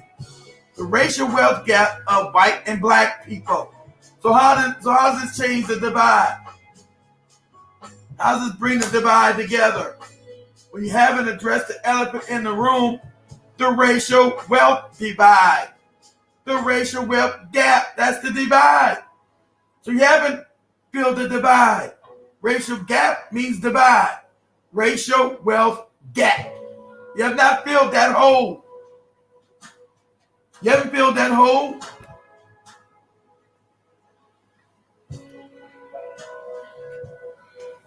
Let's see. He said, Lee told reporters ahead of the final passage of the bill, "What I see here today," is, of course, this is Sheila Jackson Lee bootlicking ass, saying what she sees here today in the final passage of the bill, "What I see here today is racial divide crumbling, being crushed this day under a momentous vote that brings together people who understand the value of freedom." What the hell is she talking about? Absolutely nothing. That's what she's talking about. Absolutely nothing, because this bill solves and gives black people absolutely nothing. So this is empty rhetoric, kabuki theater. It's a nothing burger. Absolutely nothing. The 14 Republicans who voted against the bill were Representative Thomas Massey of Kentucky, Mo Brooks of Alabama, Scott D. Jolis of Tennessee, Andy Briggs of Arizona, Tom Tiffany of Wisconsin, Doug LaMappa of California, Tom McClintock of California, Mike Rogers of Alabama, Matt Rosendahl of Montana, Ronnie Jackson of Texas, Ralph Norman of South Carolina, Andrew Clyde of Georgia, Chip Roy of Texas, and Paul Gozer of Arizona. Wisconsin Republican Senator Ron Johnson had previously blocked the bill in 2020, saying the day of the day off for federal employees would cost U.S. taxpayers hundreds of millions of dollars. But Johnson dropped his objection this week despite his concerns, which paved the way for the bill's passage in the Senate. How it passed the way? He just one person. They just want to overrule his ass. Okay, so that's the end. But as we come into the conclusion here, fam, I'm just saying, don't be fooled by the trick bag that we're in. This is nothing but another trick bag, right? Of know nothing, do nothing legislation touted as something great for black people. We know it's going nowhere fast, and black people, we don't celebrate empty symbols anymore.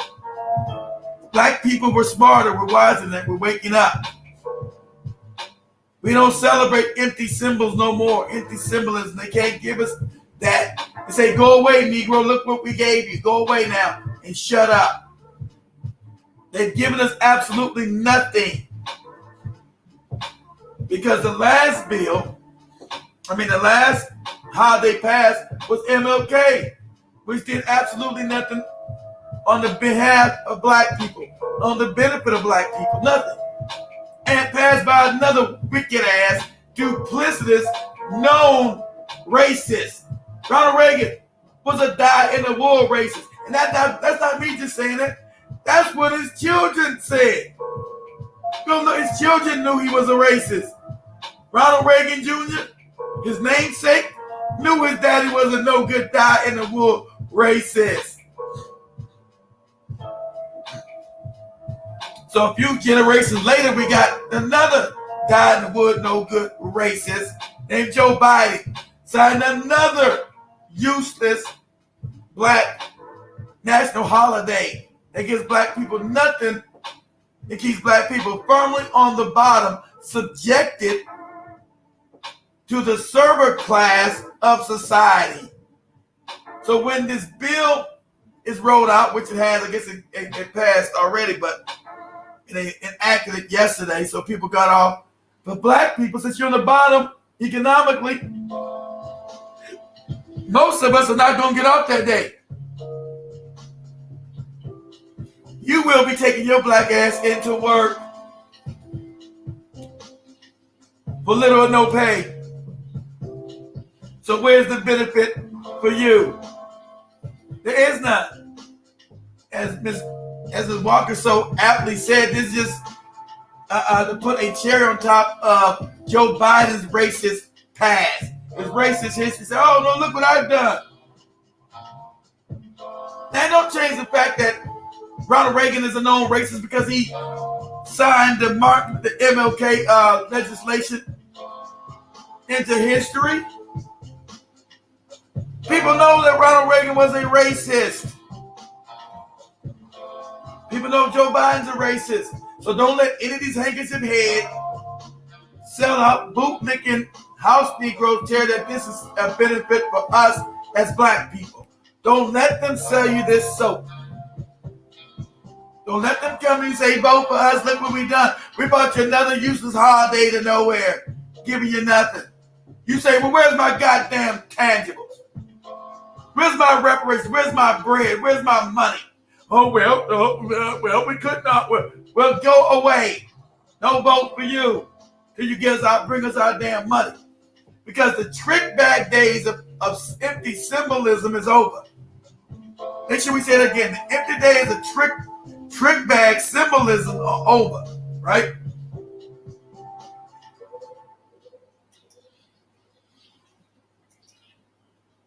Make sure we say that. Boom. Empty days of trick bag symbolism is over. When we reach in the trick bag and pull out a big hand of nothing, those days are over. Trick bag that he gave up to Tulsa, Oklahoma, we talked about 2 weeks ago. He's out there talking about we're going to do this for everybody. How this benefits black people because it benefits everybody. Another useless empty trick bag. You reach into the bag of goodies, and for black people, they pull out nothing. Every time they bring us a bag, it's a trick bag. And you put your hand in it and pull out a big thing of nothing. That's what black people get. Trick bags of nothing. But everybody else get real bags of tangible shit. Black people get trick bags of nothing while other ethnic groups get actual bags. They get to take the bag. They get the bag. How about that bag? Get that bag. Black people get trick bags. That's when we get trick bags to nowhere.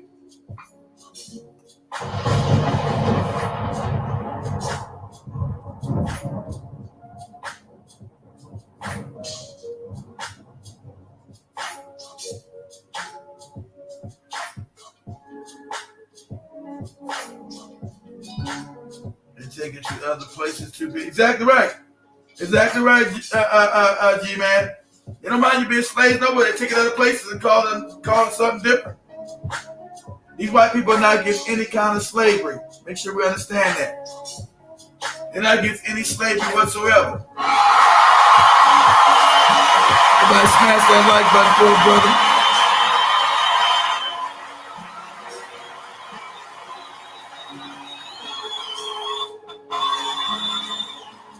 So as we wrap this up, please everybody donate what you can. Black media, real black media is expensive. So if you got $10, $5, $10, I'm not buying a museum to nowhere to benefit me. Right? $5, $10. And go to the website at www.blackhighfirenetwork.com. It's in the description. Donate $5, $10, whatever you got. Go to the WhatsApp app. Donate $5, $10, $20, whatever you got to help this thing going as we grow. I'm going to start upgrading everything, especially over in Africa. So I'm putting a lot of changes in. Again, keep everything fresh and new. But, I'm not going to be out here begging you, but support black media. Real black media is supported. You got to support it. All right? Everything costs money. Nothing's free. That's only black people believe everything is free. Everything is free, but it's, watch it for free. You don't put any skin in the game, so to speak. Things cost money. And I'm not going to be able to, please beg, let me beg. And shout out to everybody that does donate. You guys will know how a benefit that has been. Help me keep lights on in Africa, help me keep things running. All that money just goes back into the network. It doesn't go to me. I don't benefit from it. I'm not rolling around in my Bentley. All the money that you guys do donate goes right back into this. So shout out to everybody that does donate.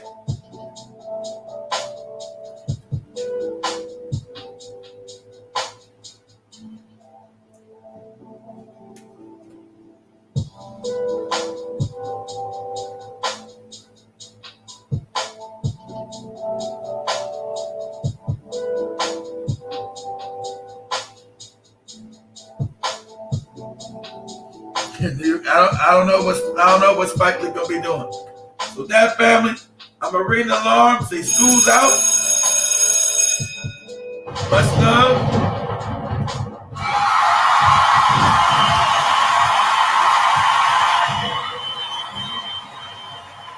Ring the alarm, say much love, Black Hot Fire family. Ring the alarm. School's out, stupid. Here we go. Oh, I gotta plug this damn thing in. Hold on. No wonder. I'm all discombobulated. Give me a second, y'all. I gotta change this thing out. I always forget to do it. Hold on. I always forget to do what I gotta do. All right, let's try this now. All right, family, much love to everybody as we cross this out. Black Hot Fire. Come on.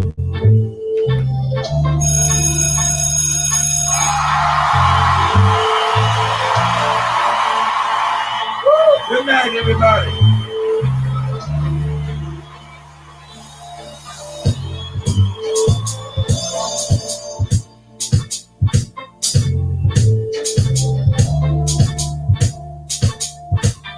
Much love, family. Here we go. Black Hot Fire. Woo! Come on. Pound that like button for brother as we get him out of here.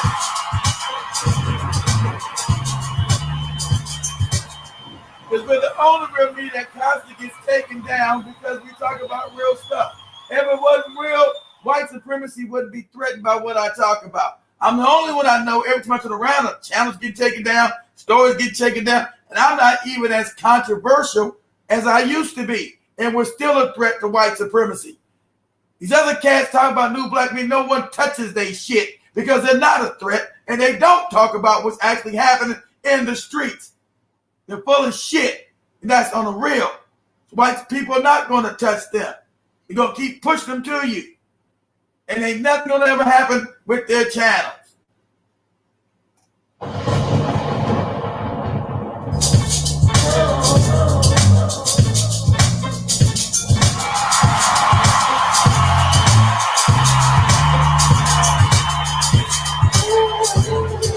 Black Hot Fire.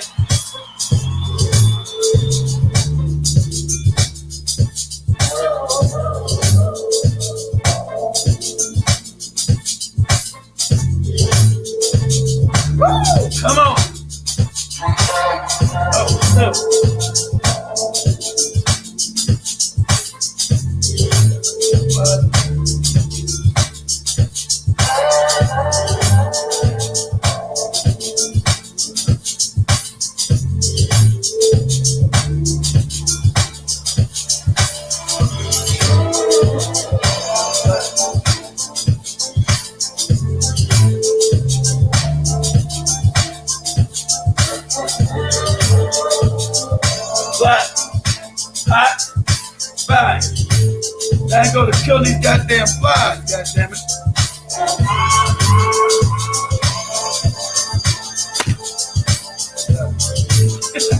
Same two flies they've ever killed. What's up, family?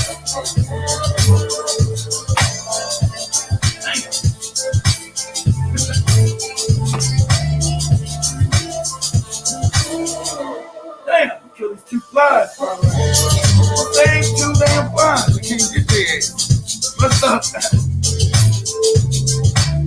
We out. Black, hot, fire. Ain't just fucking flies, goddammit. It's right there.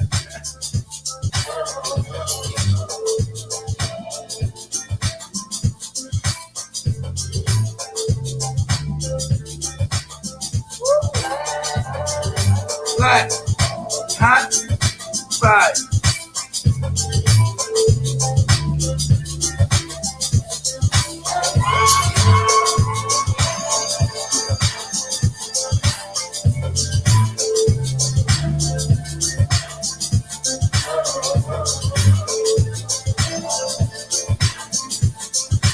Black, hot, fire. Come on.